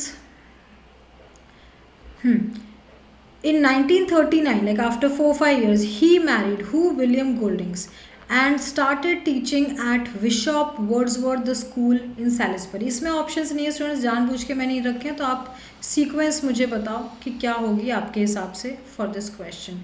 So in 1939 he married and started teaching eight Bishop Wordsworth school in Salisbury. Fine. उसके बाद right 1939 से 1945 immediately he joined the Royal Navy and was present at the sinking of the Bismarck. As in इस particular उस time पे जो ये चीज़ें हुई थी उस टाइम पे he was available. So clearly timeline, तो यहाँ पे टाइमलाइन इज हेल्पिंग अस. 1934 में ये किया, 39 में ये किया, और 39 से 45 में उन्होंने ये किया. करेक्ट. So RP. अब आगे क्या, SQ या QS. So he return to teaching in 1945. तो जैसे ही 45 टीचिंग में आगे गेव इट अप इन 1962 में उन्होंने ख़त्म कर दिया and is a new full time और राइटर बन गए. राइटर बने तो at first his novels were not accepted but the Lord of the file which came out in 1954. तो ये टाइम लाइन से एक्चुअली हो जाएगा अगर सिर्फ आप क्रोनोलॉजी फॉलो करोगे. Isn't it? तो ये काफ़ी ईजी क्वेश्चन था उस तरीके से. So QS. ठीक. Next question everyone. The future beckons to us. Beckons as in हमको बुलाता है फ्यूचर. ठीक है. चारों सेंटेंस क्विकली रीड कर लेते हैं. Where do we go and what shall be our endeavour. Endeavour मतलब हमारा गोल क्या होना चाहिए, क्या हमारा फ्यूचर होना चाहिए. That where do we go and what shall be our endeavour. That. So right. देखो इस केस में हमको ये चीज़ समझनी है कि when we talk about future, तो एंडेवर का मतलब भी होता है फ्यूचर गोल और समथिंग. राइट. ये यहाँ पे भी हम यही बात कर रहे हैं. तो it will be to bring freedom and opportunity to the common man. Right. एक सवाल है कि हम कहाँ जाएँ, बेसिकली ये यहाँ पे जाए. Right. That is our pair. Now we shall also have to fight and and poverty, ignorance and disease. Apart from this हमें जो ऑल्सो लिखा है मतलब it will be to do this, also to do this. तो SR. Right. SR. In fact we have hard work at. In fact मतलब मेहनत तो है ही, बहुत सारे काम है. And there is no resting for any one of us till we redeem our pledge in full. Pledge in जो हमें चीज़ें करनी है लाइफ में. सो QSR कहाँ पे, इधर पे. Now question number 26. Most of the universities in the country are now facing financial crisis. ठीक है. अगर universities financial crisis face कर रहे हैं इसका क्या मतलब है स्टूडेंट्स. मतलब शायद इतनी फीस नहीं आ रही है, इतने स्टूडेंट एडमिशन्स नहीं हो रहे हैं. ठीक है. ओके. अब हम ये बोल रहे हैं कि ये प्रॉब्लम तो है. This is what a problem. They are facing a problem, they are facing a crisis. So like you know, अब देखो प्रॉब्लम से जनरली सोल्यूशन की तरह जाता है. Let's read PQRS. Cost benefit yardstick as an scale है ना. Cost benefit पे हम एक यूनिवर्सिटी को जज नहीं कर सकते, ये अप्लाई नहीं कर सकते. फॉर एग्जांपल यूनिवर्सिटी अच्छा बिजनेस कर रही है, हम गवर्नमेंट इसको ज़्यादा फंड्स दे for improvement, no for development in the university. ये कुछ बिजनेस नहीं ला रही तो इसको कम दे. इस तरह से हम एजुकेशन वाले प्लेसेस पे नहीं अप्लाई कर सकते. ये फर्स्ट सेंटेंस बोल रहा है. The current state of affairs can not be allowed to continue for long. Right. The current state of affairs can not be allowed. मतलब जो अभी करंट जो सिचुएशन चल रही है ये हम अलाउ नहीं कर सकते कि बेचारे इतने प्रॉब्लम में हैं. सो दे आर नाउ फेसिंग. तो that means current state of affairs कौन से हैं, ये वाले. सो इसके बाद S1 के बाद मोस्ट प्रॉबेबली Q आना चाहिए. बट एक बार 2 सेंटेंस और रीड कर लेते हैं, कुछ चेंज होगा तो देख लेंगे. The university can not be equated with commercial enterprise. आप इसको एक कमर्शियल दुकान की तरह नहीं देख सकते कि भाई जो यूनिवर्सिटी ज़्यादा बिजनेस कर रही है उसको आप ज़्यादा हेल्प या सपोर्ट करो, जो नहीं कर रही है उसको कम कर रही हो. कि अभी एडमिशन नहीं हुए तो आप उसको देख रहे हो. डेवलपमेंट, एक अच्छी क्वालिटी ऑफ एजुकेशन तो हर कॉलेज में होना चाहिए, भले ही वहाँ 50 बच्चे हो या 500 बच्चे हो. तो आप इस तरह से इक्वेट नहीं कर सकते हो. Proper development of universities and college must be insured. तो सोल्यूशन की तरह होगा कि हमें डेवलपमेंट देखना चाहिए. राइट. ये चीज़ हम अप्लाई नहीं कर सकते हैं एवरीथिंग. सो Q से 100% स्टार्ट होगा ये वाला सवाल. और Q के बाद हम क्या बोलेंगे, क्या हम नहीं कर सकते, this can not be allowed for long and university can not be equated. इनको आप एक दुकान की तरह नहीं देख सकते हो. So QR. Now where do we have QR. Option A, option C. Right. अब इनको सो इसीलिए कॉस्ट बेनिफिट आप किसका फ़ायदा हो रहा है इस तरह का स्केल से आप यूनिवर्सिटी को जज नहीं कर सकते. फॉर दिस रीज़न हमें प्रॉपर डेवलपमेंट इंश्योर करना चाहिए. और इंश्योर कैसे होगा, government should realise this before it is too late. What realise this, कि भाई हमें लाइक गवर्नमेंट को देखना पड़ेगा कि भाई आप सब यूनिवर्सिटी सब कॉलेज को बराबर फंडिंग दो ताकि वो अपने स्टूडेंट्स के लिए बेस्ट कर पाएँ. भले उस कॉलेज में 50 स्टूडेंट हो, 500 हो या 5000 हो. राइट. सबको proper development with in the university का राइट है. right? So QRPS, solution always comes at the end after a problem, everyone. Clear? So A is the correct answer. Now question number 27. While talking to a group, one should feel self confident and courageous. आप जब लोगों से बात कर रहे हो तो भाई आपको ऐसा फील होना चाहिए. अब देखो यहाँ पे keyword one should feel, and then यहाँ क्या लिखा है, वन शुड ऑल्सो लर्न. जब आप किससे बात कर रहे हो आपको कॉन्फिडेंट करेजियस फील होना चाहिए. At the same time how to think calmly and clearly, थोड़ा सोच समझ के बात भी करनी चाहिए. तो ये करना चाहिए और ये भी करना चाहिए ऑल्सो. सो S1 के बाद अगेन Q हो सकता है. अब एक और चीज़ देखो, नॉर कब आता है, जो एक और नेगेटिव सेंटेंस है. चारों में नेगेटिव कौन सा है कि लाइक मैं बोलूँगी did you do the homework, आप बोलोगे नो आई डिड नॉट, आपका फ्रेंड बोलेगा नॉट डिड आई, राइट, मैंने भी नहीं किया. तो नॉर आता है जब इसके जस्ट पहले एक नेगेटिव नाइदर नॉर या I did not do it nor did you. तो नॉर हमेशा एक और नेगेटिव सेंटेंस होगा उसके बाद आएगा. तो SP is clearly a pair. So one should also learn how to think calmly and clearly, and it is not as difficult as most man imagine. Nor is it a gift. ऐसा नहीं कि बहुत difficult है या कोई God gift है कि भाई कुछ ही लोग को बातचीत करनी आती है. It is just like ability to play golf या फिर ability to play any game. अगर आप बेसिकली उस स्किल को, उस कैपेसिटी को डेवलप कर सकते हो, प्रैक्टिस कर सकते हो, तो आपको भी आ जाएगी. कोई बड़ी बात नहीं है. कम्युनिकेशन डेवलप कर पाना, एक अच्छे से कॉन्फिडेंट कम्युनिकेशन राइट कर पाना, कोई बहुत बड़ी बात नहीं है. राइट, सो QSP कहाँ पे, इधर पे, and R has to be at the end. So B is your correct answer. Question number 28, all of you. A ceiling on urban property. Right? Ceiling मतलब छत. Okay. क्या बात इसके बारे में हम क्या बोल रहे हैं exactly? What about the ceiling? So let's read all 4 lines. Okay. तो एक सेंटेंस है जिसको हमने 4 पार्ट्स में यहाँ ब्रेक कर दिया. A ceiling on urban property would mean that no mill owner could own factories और मिल्स और प्लांट. ठीक है, यहाँ पे सीलिंग हम बात कर रहे हैं लिमिटेशंस और रेस्ट्रिक्शंस, राइट, कि जो भी मिल ओनर है he will not own factories और मिल्स और प्लांट. ठीक है, मिल ओनर मिल ही ओन नहीं करता है. What does that mean exactly?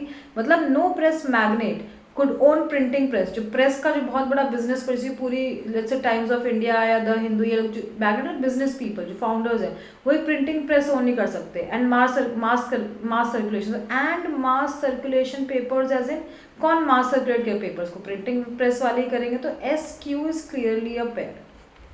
Right, so ceiling on urban property का मतलब होता है कि अगर अर्बन किसी प्रॉपर्टी आपने एक लिमिटेशन लगा दी, इसका मतलब होता है it means no mill owner can own mills or plants, no press magnate can own printing press or circulate papers. Since क्यों ऐसा?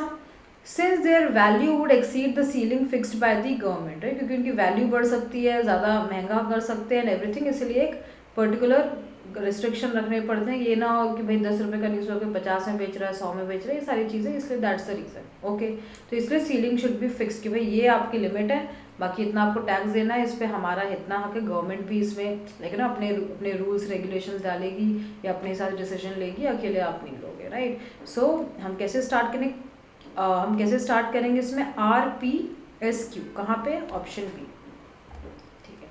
The part of growing old is one in which the passage of time has forced upon my attention. As in, he is here in first line is talking कि जैसे हम धीरे धीरे grow होते हैं with the passage of time. Time जैसे जैसे जाता रहता है. Right? ये this has caught author's attention in this case. Now, psychologically there are 2 dangers to be guarded against in old age. Right? Psychologically 2 खतरे हैं जो कि हमें गार्ड करने, प्रोटेक्ट करने against old age. What are, यहाँ पे देखो क्यों मैंने ये चूज़ किया, बिकॉज 2 हैं. तो 2 कौन से हैं?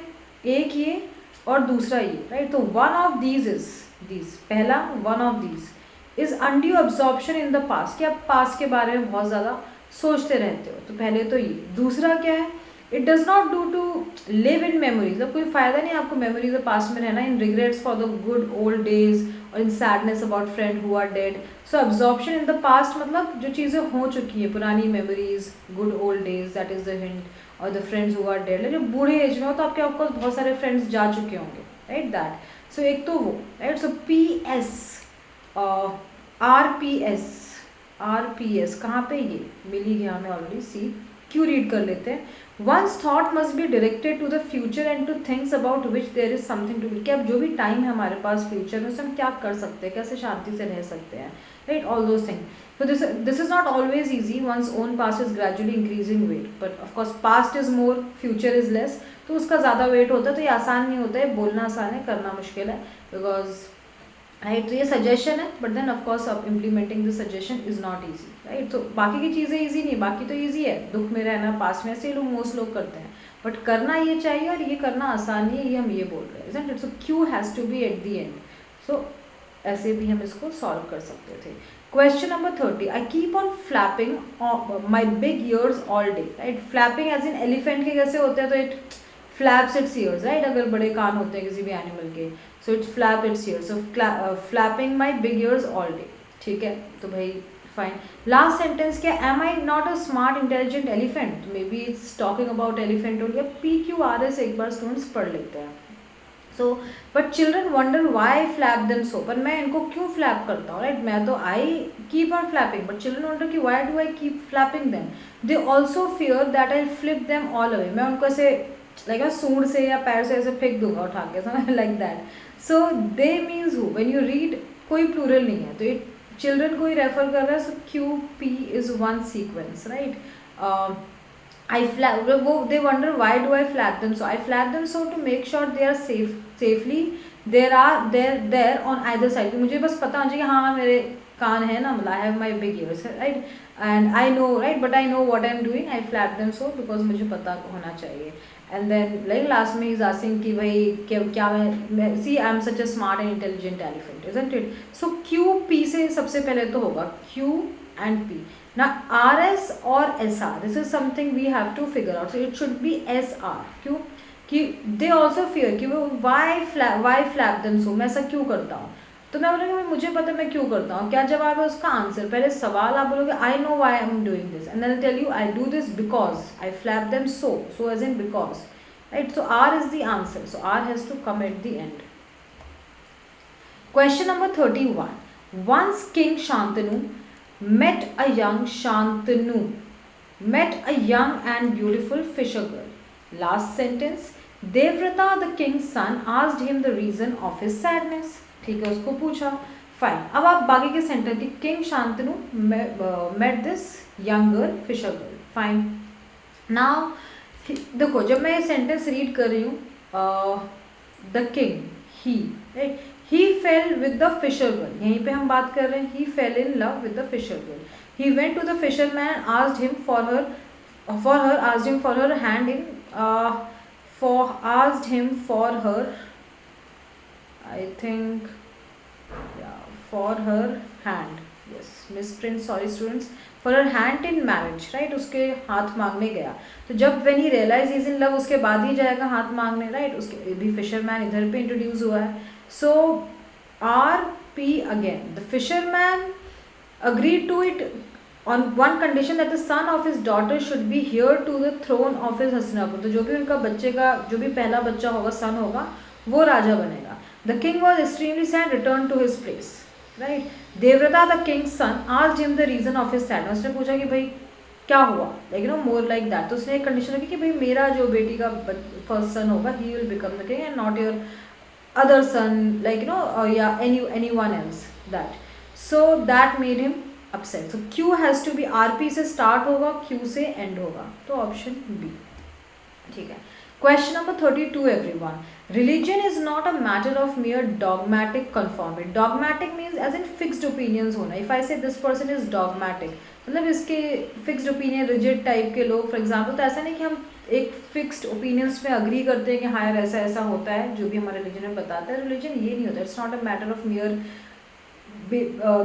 Believing in certain things together, है ना, और फॉलोइंग सर्टेन कल्चर्स. सिर्फ इतना नहीं होता है, रिचुअल्स, ऐसा नहीं है. और क्या क्या चीज़ें होती है, रिलीजन का मतलब क्या होता है. So it's not this. It is not a question of ceremonial पाइटी. Ceremonial मतलब बहुत सारे फेस्टिवल्स जो हम अपने रिलीजन में ये वो भी नहीं है कि हम किसी अपने रिलीजियस ओपिनियन बिलीव करते हैं या हम बहुत सारे फेस्टिवल सेलिब्रेट करते हैं अपने रिलीजन रिलेटेड, राइट, ऐसा भी नहीं. It is not.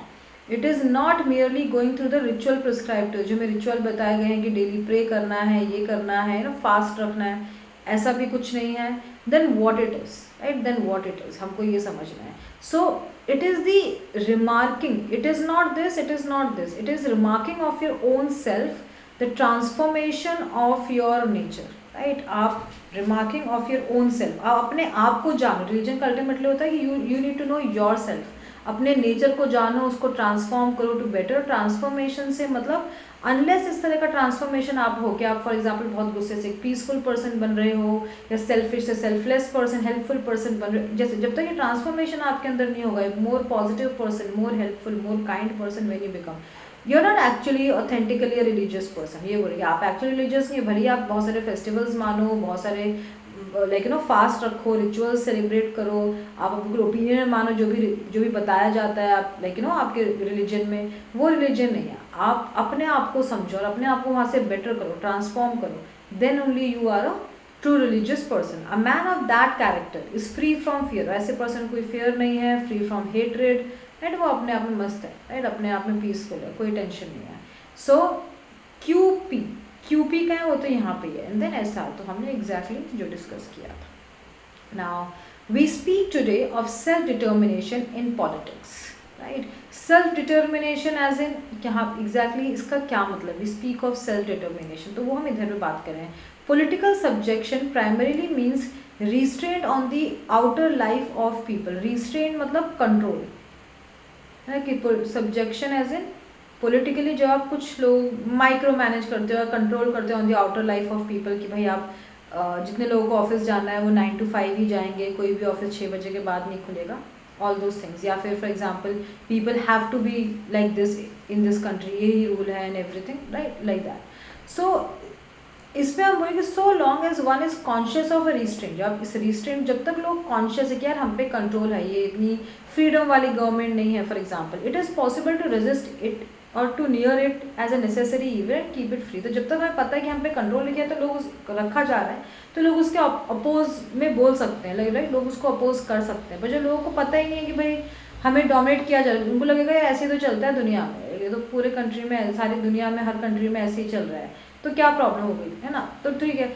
तो लाइक सेल्फ डिटर्मिनेशन पॉलिटिक्स ऐसे चीज़ों को डिटरमाइन से खुद को कंट्रोल करना. वो कैसे होता है पॉलिटिकल सब्जेक्शन से, कि भाई रिस्ट्रेंट रखे जाते हैं. जब तक ये रिस्ट्रेंट लोगों को पता होते हैं, पीपल आर कॉन्शियस किया, बाकी कंट्रीज में तो नहीं, अपने में है, तब तक लोग इसको रेजिस्ट कर सकते हैं, इस पर कुछ बोल सकते हैं, इसको बुरा बोल सकते हैं और अपने आप को फ्री रख सकते हैं, right.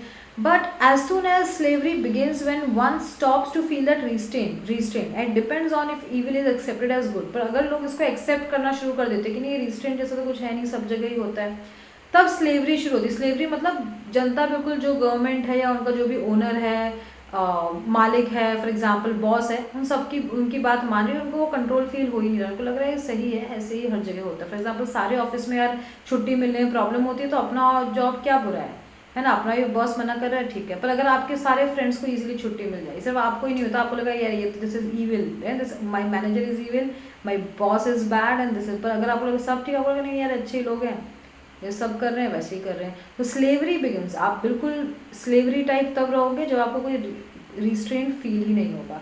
And there is however a subtler domination exercised in the sphere of ideas by one culture to, और इस तरह से आइडियाज से धीरे धीरे बातों से एक कल्चर दूसरे कल्चर पे डोमिनेट करता है, right. And this cultural subjection, और देखो इन चारों में कल्चर के बारे में सिर्फ आर में बात की गई, so R has to come at the end, right.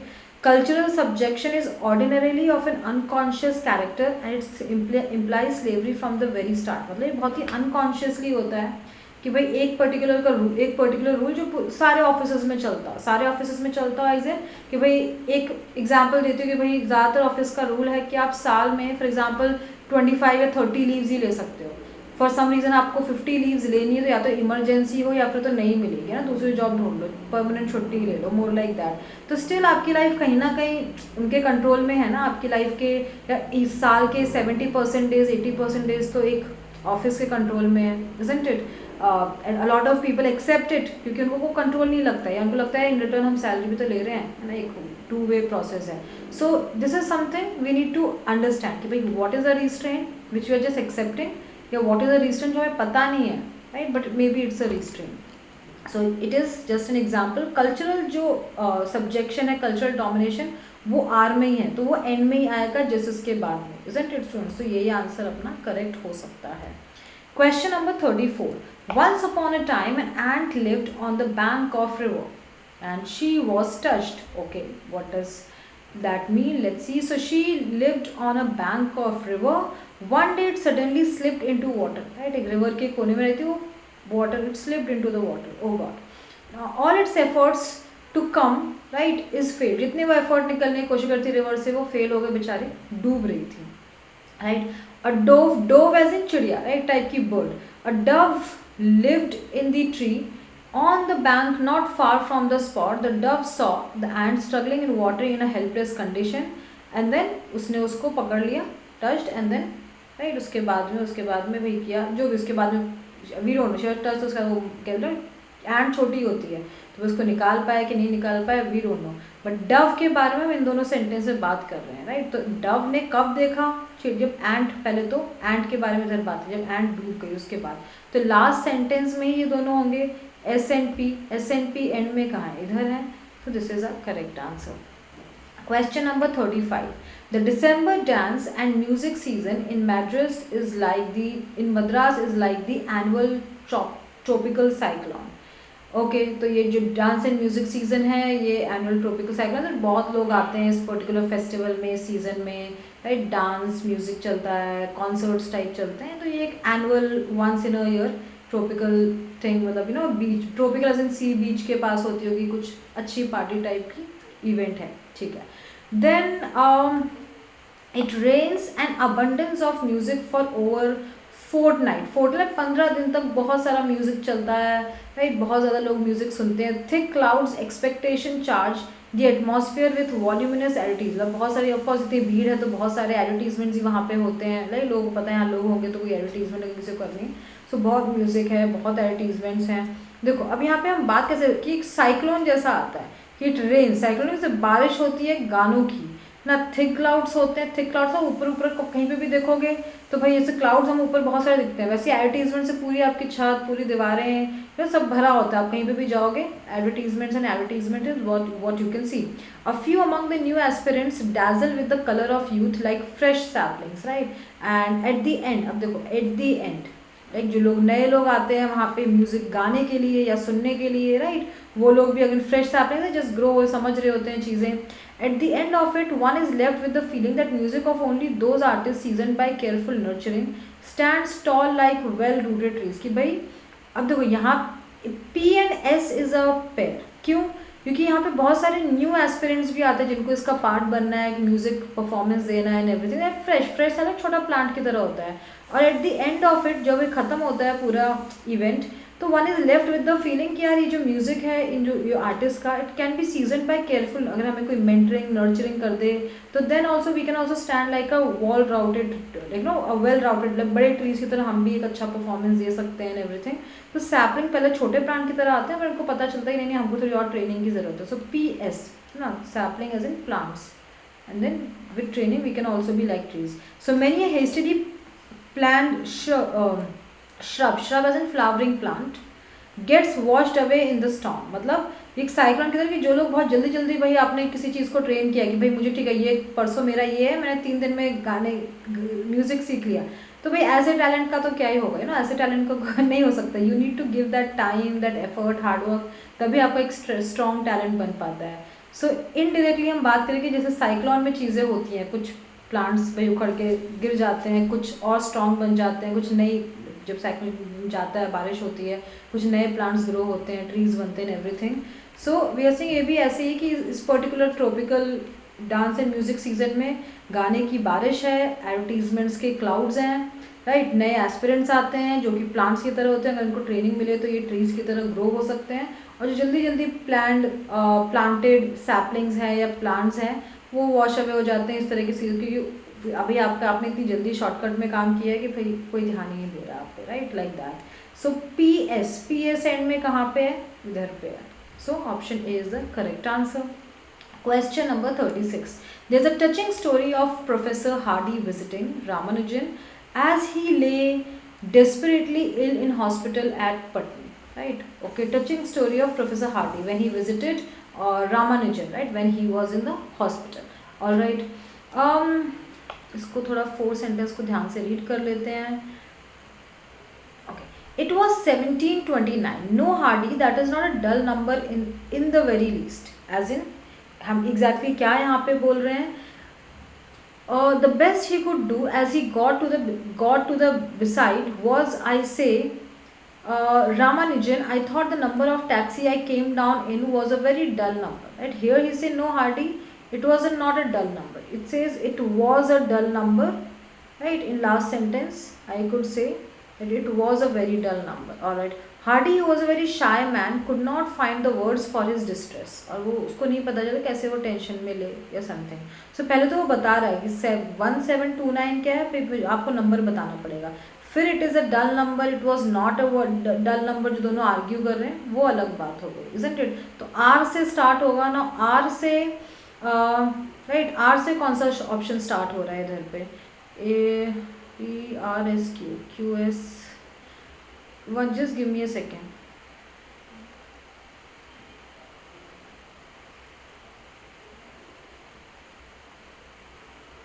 Okay, I think this is wrong. It should be R P S Q. P R कैसे होगा? यस, इसको करेक्ट करते हैं.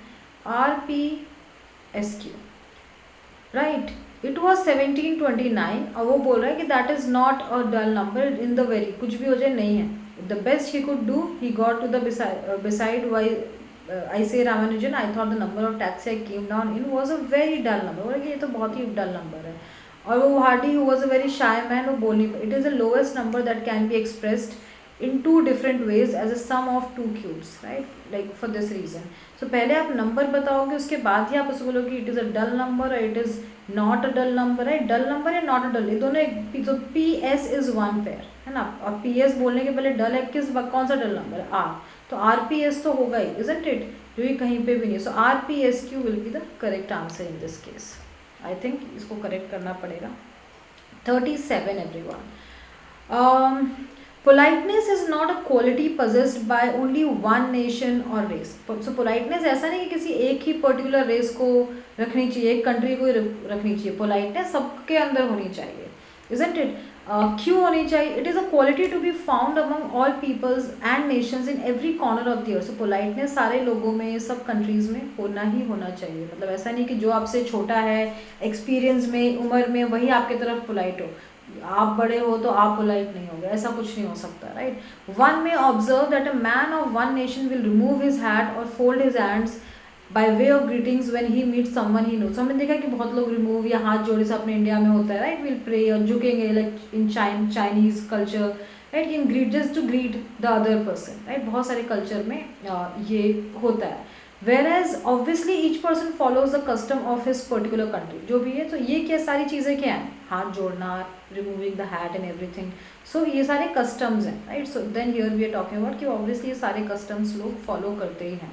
A man of another country will not to do so, as in, right, as in कुछ लोग नहीं करते. In any case we should not mock at other habits. पर हमें दूसरों की, पर बहुत सारे कंट्रीज में ऐसा है नहीं कि आपको किसी को ग्रीट झुक के ही करना है. बहुत लोग हैंड शेक करते हैं बराबरी से, कोई ऊपर नीचे नहीं है, इजंट इट. या बहुत लोग जस्ट जनरली हाय हेलो बोलते हैं, कुछ ऐसा नहीं कि हैंड शेक करना है, कुछ झुकना है, हाथ जोड़ना, nothing like that. So in any case हमें जज नहीं करना है किसी के हैबिट्स. हर कल्चर में अपने अपने हिसाब से whatever is a polite thing to do. बहुत बार आप किसी को सर या मैम नहीं बोल के भी आप रिस्पेक्ट और पोलाइटनेस शो कर सकते हो, इजंट इट. सो ऐसा नहीं किसी एक पर्टिकुलर एक्शन से ही पोलाइटनेस शो होगी. Politeness is in behaviour and nature and that बस that is it, isn't it. So P S पहले तो हम वो देखते हैं, वो कहाँ पे. P S is here, right. और क्यू एट द एंड आएगा. सो ये अपना करेक्ट आंसर है. Question number 38. Throughout history man has used energy from the sun. All right. Today when we burn would और use electric current we are drawing energy. तो जो हम ये सब चीज़ें जला रहे हैं, हम डेफिनेटली लाइक नो हम एनर्जी उसमें से लेते हैं, राइट. इलेक्ट्रिक करंट यूज़ करें, हम एनर्जी उसमें से ले रहे हैं. This has come from this. तो ये सारी चीज़ें कहाँ से आ रही है? सब सन से ही आ रही है, राइट. ये सारी चीज़ें, इलेक्ट्रिक करंट, अपने जो वुड बर्न कर रहे हैं एवरीथिंग, ये सारी energy, this as in it all comes from the sun only. All our ordinary life depends on this, हमारी पूरी लाइफ सन पे डिपेंड करती है. However we now have new supply of energy that is nuclear, and this energy comes from inside atoms, and that is हम nuclear energy की इधर पे बात करें कि हमारे पास न्यू भी है. सन तो है, देखो ये क्या लॉजिक बता रहे हैं, थोड़ा समझते हैं. एज इन सन जब सुबह भाई राइज होगा, आप एक बेसिक स्टोरी बता रहे, सुबह राइज होगा तब जाके थोड़ी लाइट मिलेगी प्लांट्स को, प्लांट्स ग्रो होंगे, किसी भी टाइप के प्लांट्स. लेट्स अज्यूम जब अर्थ में कुछ नहीं था, प्लांट्स ग्रो होंगे, है ना, तभी तो फॉर एग्जांपल हमें फूड मिलेगा. जब थोड़ा सा सन के लाइक राइज होने का टेम्परेचर इंक्रीज होगा 2-3 दिन, तो उससे बारिश आएगी, बारिश भी उससे वाटर मिलेगा हमें.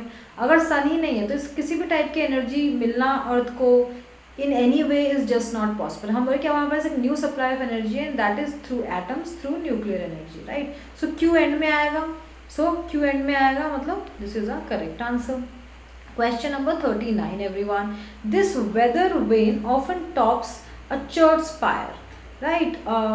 So what we are trying to say, this weather vane often tops a church spire, right? Tower or high building. Let's read further what we are actually discussing here. Just as the barometer only tells us the pressure of air, the weather vane tells us the direction of the wind. ठीक है, right? Weather vane as in for example window pane होते हैं या car में होते हैं, right. इस तरह से कि भाई मुझे पता चलता है कि किस तरफ हवा चल रही है. तो जैसे बैरोमीटर हमें एयर का प्रेशर बताता है, वैसे ही वेदर वेन हमें विंड की डायरेक्शन बताते हैं कि भाई विंड इधर से लेफ्ट टू राइट है, राइट टू लेफ्ट क्या चल रही है. They are only wind vanes, ठीक है, एज इन, तो मतलब इसको हम वेदर वेन नहीं बोल सकते, they are only wind vanes. Neither alone can tell us what the weather will be, क्योंकि ये हमको ये नहीं बता सकते कि वेदर कैसा होगा. विंड से आप कुछ आइडिया लगा लो तो अलग बात है. They are design to point to the direction from which the wind is coming, so they are wind vanes only and not this. So what are first of all weather vanes? Weather vane tells us direction of wind. तो direction wind of wind है, मतलब weather थोड़ी ना बोलेंगे, तो इसको हम weather actually wind नहीं बोलना चाहिए, isn't it? So S, right, SP, which is here. Question number 40, everyone. But how does a new word get into the dictionary? एक कोई भी हर साल डिक्शनरी कम से कम 50 से 100 नए वर्ड मिनिमम ऐड होते हैं हर साल, राइट. अगर आपको कोई डिक्शनरी रट भी गई है, आप कुछ वेरी फ्यू लोगों में हो इस दुनिया के जिनको डिक्शनरी के सारे वर्ड्स आते हैं, फिर भी आपको सारे वर्ड्स नहीं आते, बिकॉज नेक्स्ट ईयर अगेन 100-150 नए वर्ड्स मिनिमम आपके ऐड होंगे, फिर आपको उतने तो वर्ड नए सीखने ही पड़ेंगे, right. Like it works like that. So when a new dictionary is being edited, जब न्यू डिक्शनरी एडिट होती है, लेक्सिकोग्राफर कौन होता है? वन हु राइट्स डिक्शनरी, जो कि डिक्शनरी बनाता है या लिखता है, rights dictionary. Collects all the alphabetically arrange citation slips from a particular word, right. Particular कोई नया वर्ड आया फॉर एग्जाम्पल, तो उससे क्या क्या हम बना सकते हैं अल्फाबेटिकली, वो सारी चीज़ें, ए से कितने वर्ड, बी से, वो वापस से सारी चीज़ें देखता है. The dictionary makers notice it and make a note of it on a citation, right. जो citation slip में नोट बनाएंगे, ठीक है यार, इस अल्फ़ाबेट से नया वर्ड था, इससे पहले अपने पास ये पर्टिकुलर वर्ड नहीं था. The moment new word is quant, जैसे न्यू वर्ड हमने सोचा कि हाँ ये एक वर्ड है जो काफ़ी लोग यूज़ करें, it usually enter the spoken language. Generally वो नया वर्ड स्पोकन लैंग्वेज में यूज़ होता है. फॉर एग्जाम्पल जेनजी की आजकल कुछ एक नई लैंग्वेज है, right. They use some new words in messaging, और उसमें से डेफिनेटली कुछ वर्ड्स डिक्शनरी में आ सकते हैं. For example jungle, right. जंगल को इंग्लिश में क्या बोलते हैं? फॉरेस्ट. सो फॉरेस्ट पहले होता था, पर because jungle became a common word, so some years back it's part of dictionary. Jungle is now an English word as well, right, like that. The word then passes, तो जब वो spoken में हर कोई उसे बोल रहा है तो वो नया वर्ड बन जाता है, और फिर then it passes the realm of hearing to the realm of writing, और फिर वो राइटिंग में एज इन डिक्शनरी में भी आ जाता है, right. And that's how he sorts them according to the grammatical function of, इसको देखता है कि इसको कैसे यूज़ कर सकते हैं, क्या डेफिनेशन हो सकती है, क्या मीनिंग हो सकता है. डिक्शनरी की सारी चीज़ें होती है, राइट. तो अकॉर्डिंगली लोग कैसे यूज़ करते हैं, क्या है, दैट्स व्हाट ही राइट्स. सो जैसे ही एक्चुअली जिस ऑर्डर में ये सही है, PQRS. Question number 41, everyone. Growing up means not only getting larger but also using our sense and our brain is to become more aware of things around us. कि when we grow up, right, age के साथ हम 10 से 15 साल के होते हैं, 15 से 20, 25, राइट, लाइक दैट. तो इट्स नॉट जस्ट हमारी हाइट बढ़ते चले जा रही है, नो. हमारा ब्रेन, हमारी सेंसेस, हमारी समझ, we need to be more aware of things around us, people around us, right. हमें वैसे भी थोड़ा बिहेव करना चाहिए. Alright, now let's read all 4 sentences. ना देखो, इन दिस मतलब यहाँ जो ऊपर बात करें, man differs from all other, इस पर्टिकुलर सेंस में जो हमारा ब्रेन में थोड़ा और बेटर हो चाहिए, इसमें मैन थोड़ा डिफरेंट है। मैन थोड़ा डिफरेंट कि हम ही एक्चुअली ऐसा बिहेव कर पाते हैं, एनिमल्स ऐसा बिहेव नहीं कर पाते हैं। Not only does he have a memory but he is also able to think and reason, कैसा नहीं कि सिर्फ हमारी मेमोरी में याद रहती हैं चीज़ें, पर हम सोच भी सकते हैं, अच्छा हमारे पास रीजनिंग लॉजिक भी है, राइट। तो हमारा जो ब्रेन है वो बेटर है देन एनिमल्स, राइट। सो ना कि not only does we do this, can we do this, but also we can think and reason. This is to say he is able to plan what he is going to do in the light of his experience before he does it, and before we spray our roadside plants or turn sewage into our rivers, कि जब भी हम अपने plants को spray करते हैं as in insecticide pesticide जो डालते हैं, राइट, या फिर जिस turn sewage into rivers, we should pause to think what the results of our action आ, या फिर जो रिवर्स है उसमें कोई फैक्ट्री से बहुत सारे केमिकल डेली जा रहा है, सीवेज ही हो गया।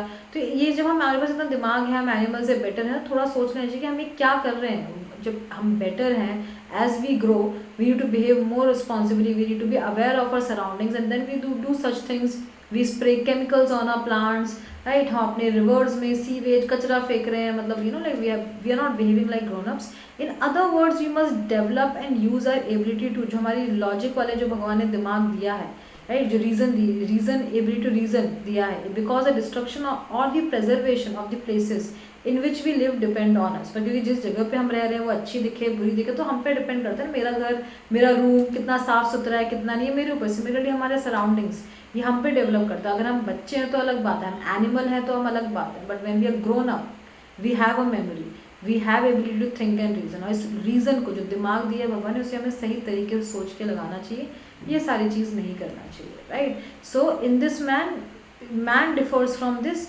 we have this and still we do this, so QP से start होगा, which is this। Question number 42 everyone, Jawaharlal Nehru was the greatest plan enthusiast, right। ठीक है, let's read the options।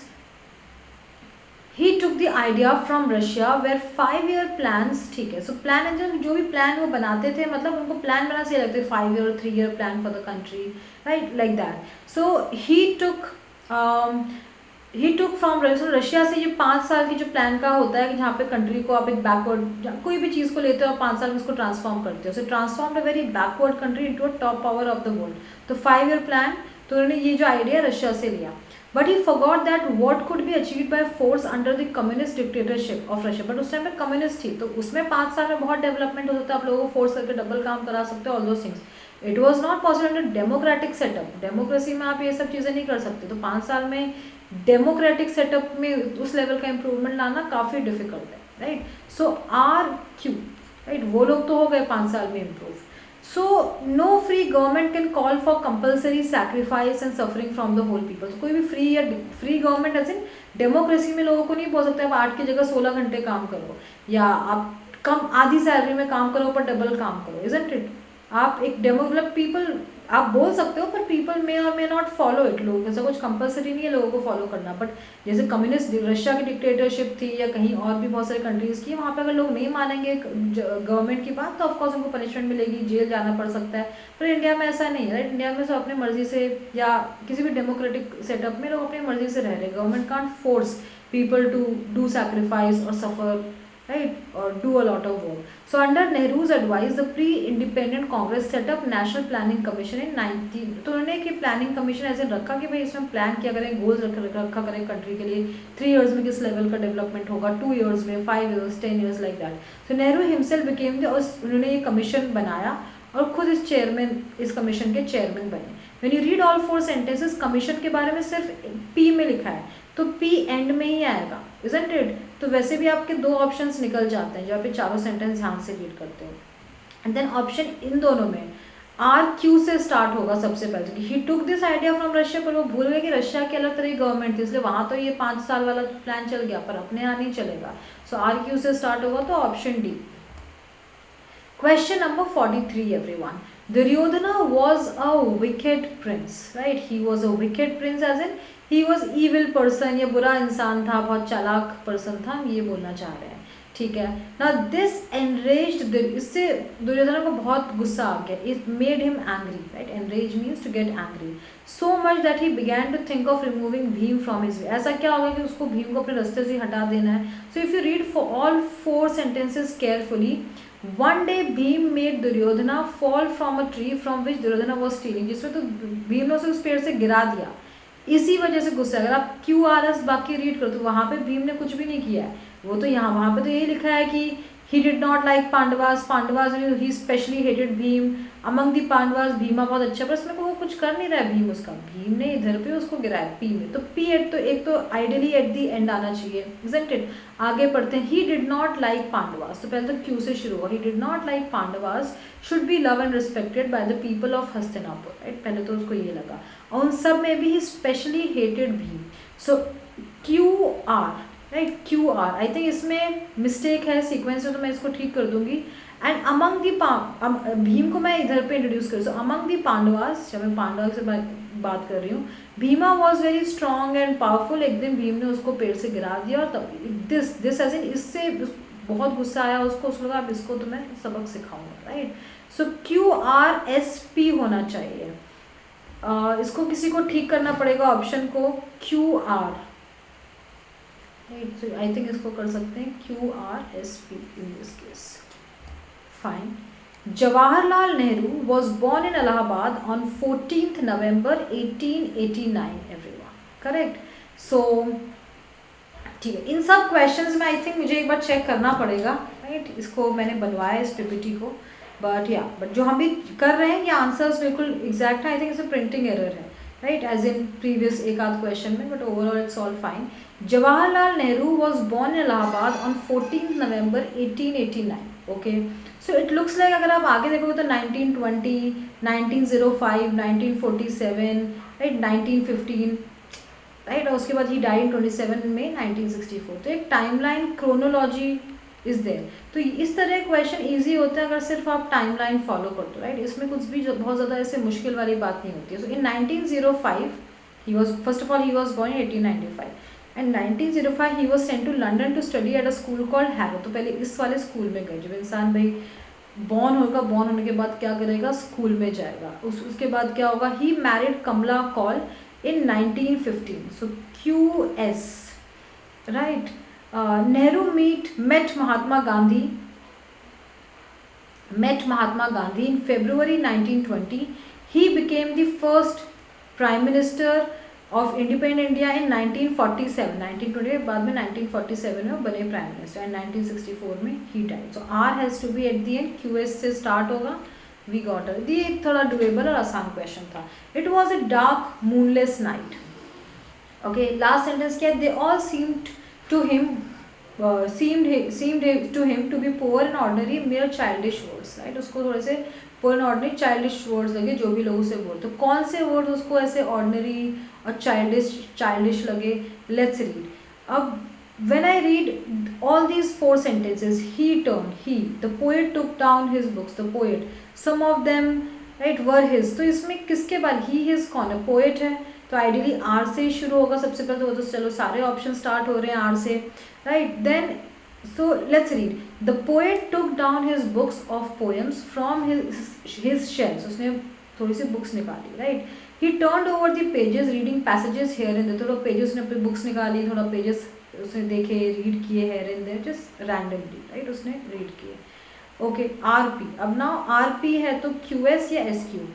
The poet he heard them on floor, some of them contained his earliest writings which he had almost forgotten, right, he heard them on the floor as in कि भाई उसने शायद किसी और को बोला कि भाई मुझे सुनाओ, you know, like that। तो पहले उसने खुद थोड़े हेयर एंड देयर उसने पेजेस देखे, एंड देन उसके बाद में some of them contained his earliest writings which he had almost forgotten, और फिर वो उनको भी सुन रहा था। they all seemed to him to be poor, और जब उसने उनको सुनाया तो उसको बहुत ही चाइल्डिश बहुत लगा कि मैं कितना बेकार लिखता था, isn't it। जब उसने सुना उसके बाद ही must have realized ना, तो उसने भाई अपने उसमें उसकी earliest when he started, तब उसकी राइटिंग्स थी, जब वो अभी वो भूल भी चुका है, और तब उसको लगता है कि बच्चों की तरह, you know, I was writing, I was not very good at it। so Q has to be at the end, अगर आप S6 भी साथ में रीड करोगे तो।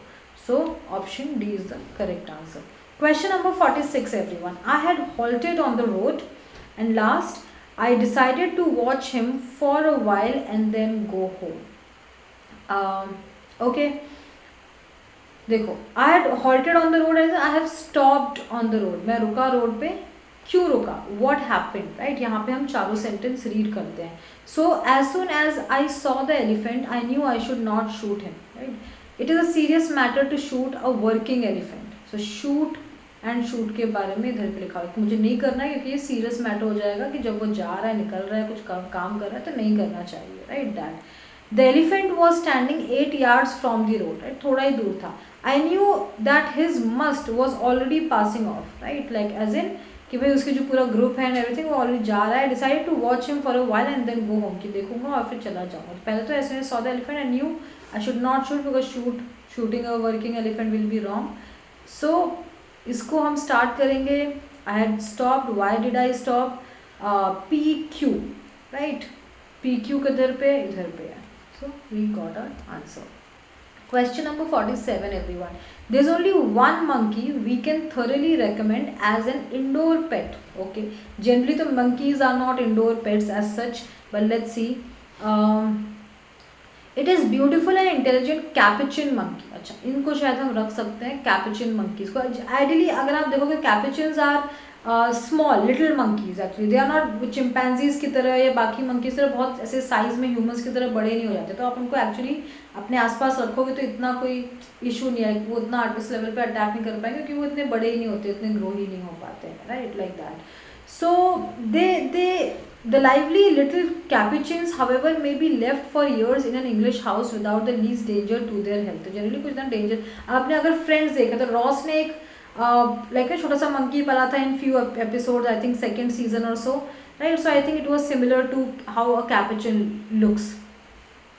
So ये जो छोटे होते हैं, आप किसी भी उसको फैमिली में रखोगे तो जनरली उनको कोई डेंजर ऐसा कुछ है नहीं. Right? They quickly die from colds and coughs after the first winter fogs. But हाँ, उनको ठंडी जल्दी लग जाती है, उनको थोड़ा प्रोटेक्ट करके आपको रखना पड़ेगा.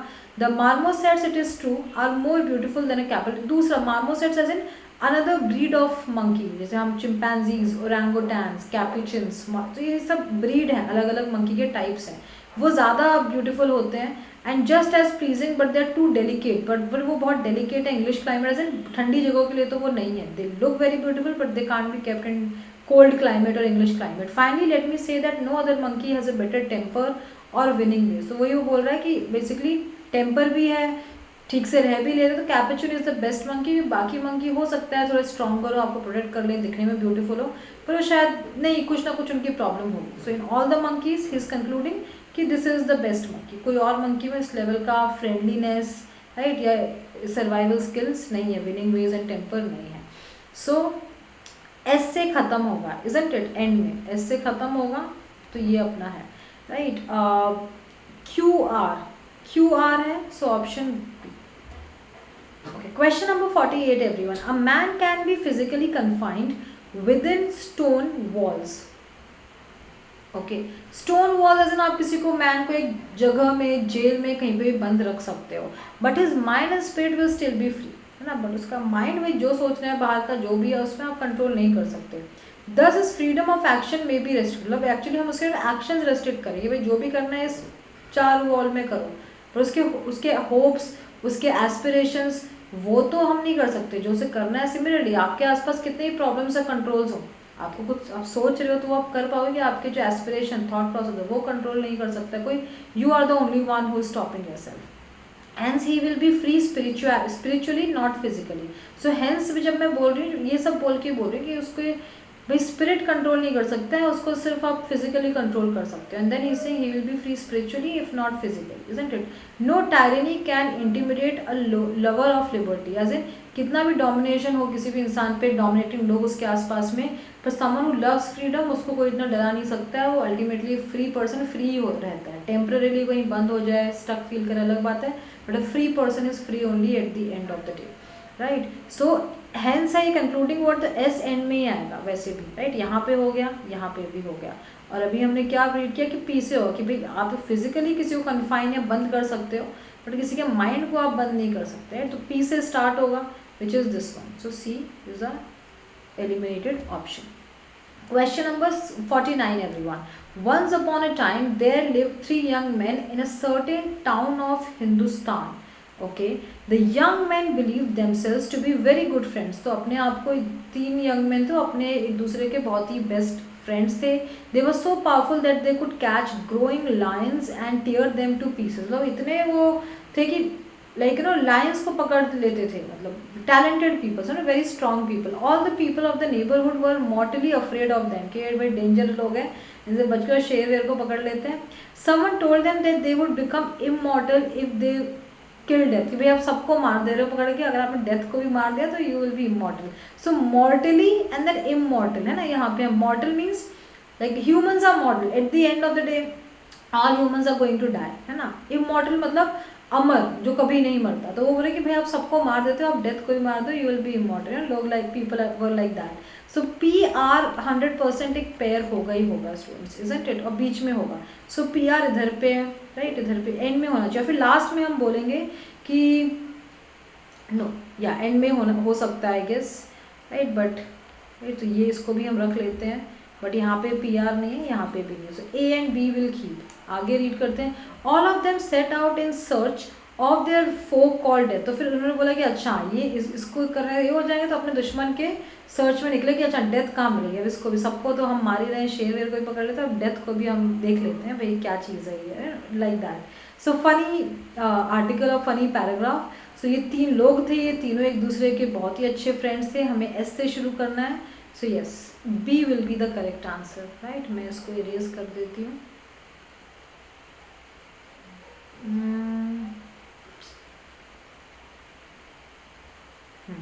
And not A. Okay. Now next question everyone. Metals are today being replaced by polymers in many applications. Right? Metals are today being replaced by polymers in. अब देखो ये एक पहले से सवाल समझो. मेटल्स की जगह पे हम पॉलीमर्स यूज़ कर रहे हैं. पॉलीमर्स क्या होता है, पहले आप उसकी डेफिनेशन दोगे. पॉलीमर्स ये होता है, फिर ये करते क्या है पॉलीमर, उसकी डिटेल है ना, डिटेल कोई डेटा इसके बारे में वो आप बाद में दोगे. तो polymers are essentially a long chain of hydrocarbon. Hydrocarbon के एसेंशियली एक केमिकल है, long chain of hydrocarbon molecules. तो क्यू से ही स्टार्ट होगा, क्यू से स्टार्ट होगा, तो ये दोनों ऑप्शन चले जाएंगे. ओके और फिर हम वही सेम बात करें जो मेन सेंटेंस में लिखी है. Today polymers as strong as metals. अब हम मेटल जितने स्ट्रॉन्ग पॉलीमर्स बना पा रहे हैं. फॉर एग्जांपल कौन से मेटल जैसे बना पा रहे हैं, तो उसका एक एग्जांपल हमने दे दिया. क्रोमियम प्लेटेड मेटेलिक बम्पर्स जो होते हैं उसकी जगह हम अभी ये पॉलीमर यूज़ करें. These have replaced traditional chromium plated bumper. किसकी जगह पे हम अभी पॉलीमर वाले बम्पर्स यूज़ कर रहे हैं राइट, कार के टायर पे. And above all is an indicator of conclusion. Above all, they are cheaper and easier to process, making them a viable alternative to metals. कि भाई बहुत ऊपर से ही जो मेटल की जगह स्ट्रॉन्ग बना सकते हैं वो तो है ही भाई, दे आर स्ट्रॉन्ग, पर उसके अलावा सस्ते भी हैं राइट, इजी टू प्रोसेस, जल्दी बन भी जाते हैं. मेटल थोड़ा मुश्किल होता है बनाना, एज इन प्रोसेस करना एंड एवरीथिंग. तो ये बेस्ट चीज़ है. इस चीज़ को बनाते कैसे, ये आप institute of science and technology में जाके सीख सकते हैं. There are special programmes on polymer science right. So Q से स्टार्ट होगा and then will say QR right. So QRSP, P has to be at the end because P has concluding words above all. Correct. So option A will be the correct answer. तो students 51 to 100 हम part 2 में करेंगे. Thank you so much for attending this. Let me know what other topics do you want, but of course I am going to take more topics which are going to be asked in CUET, CMAT, other management exams. इसके अलावा grammar, vocabulary, critical reasoning, verbal reasoning and a basic reading comprehension. जो भी topics आते हैं हम इसकी series इसमें continue करने वाले हैं. Thank you so much everyone. See you soon tomorrow at the same time. Bye bye.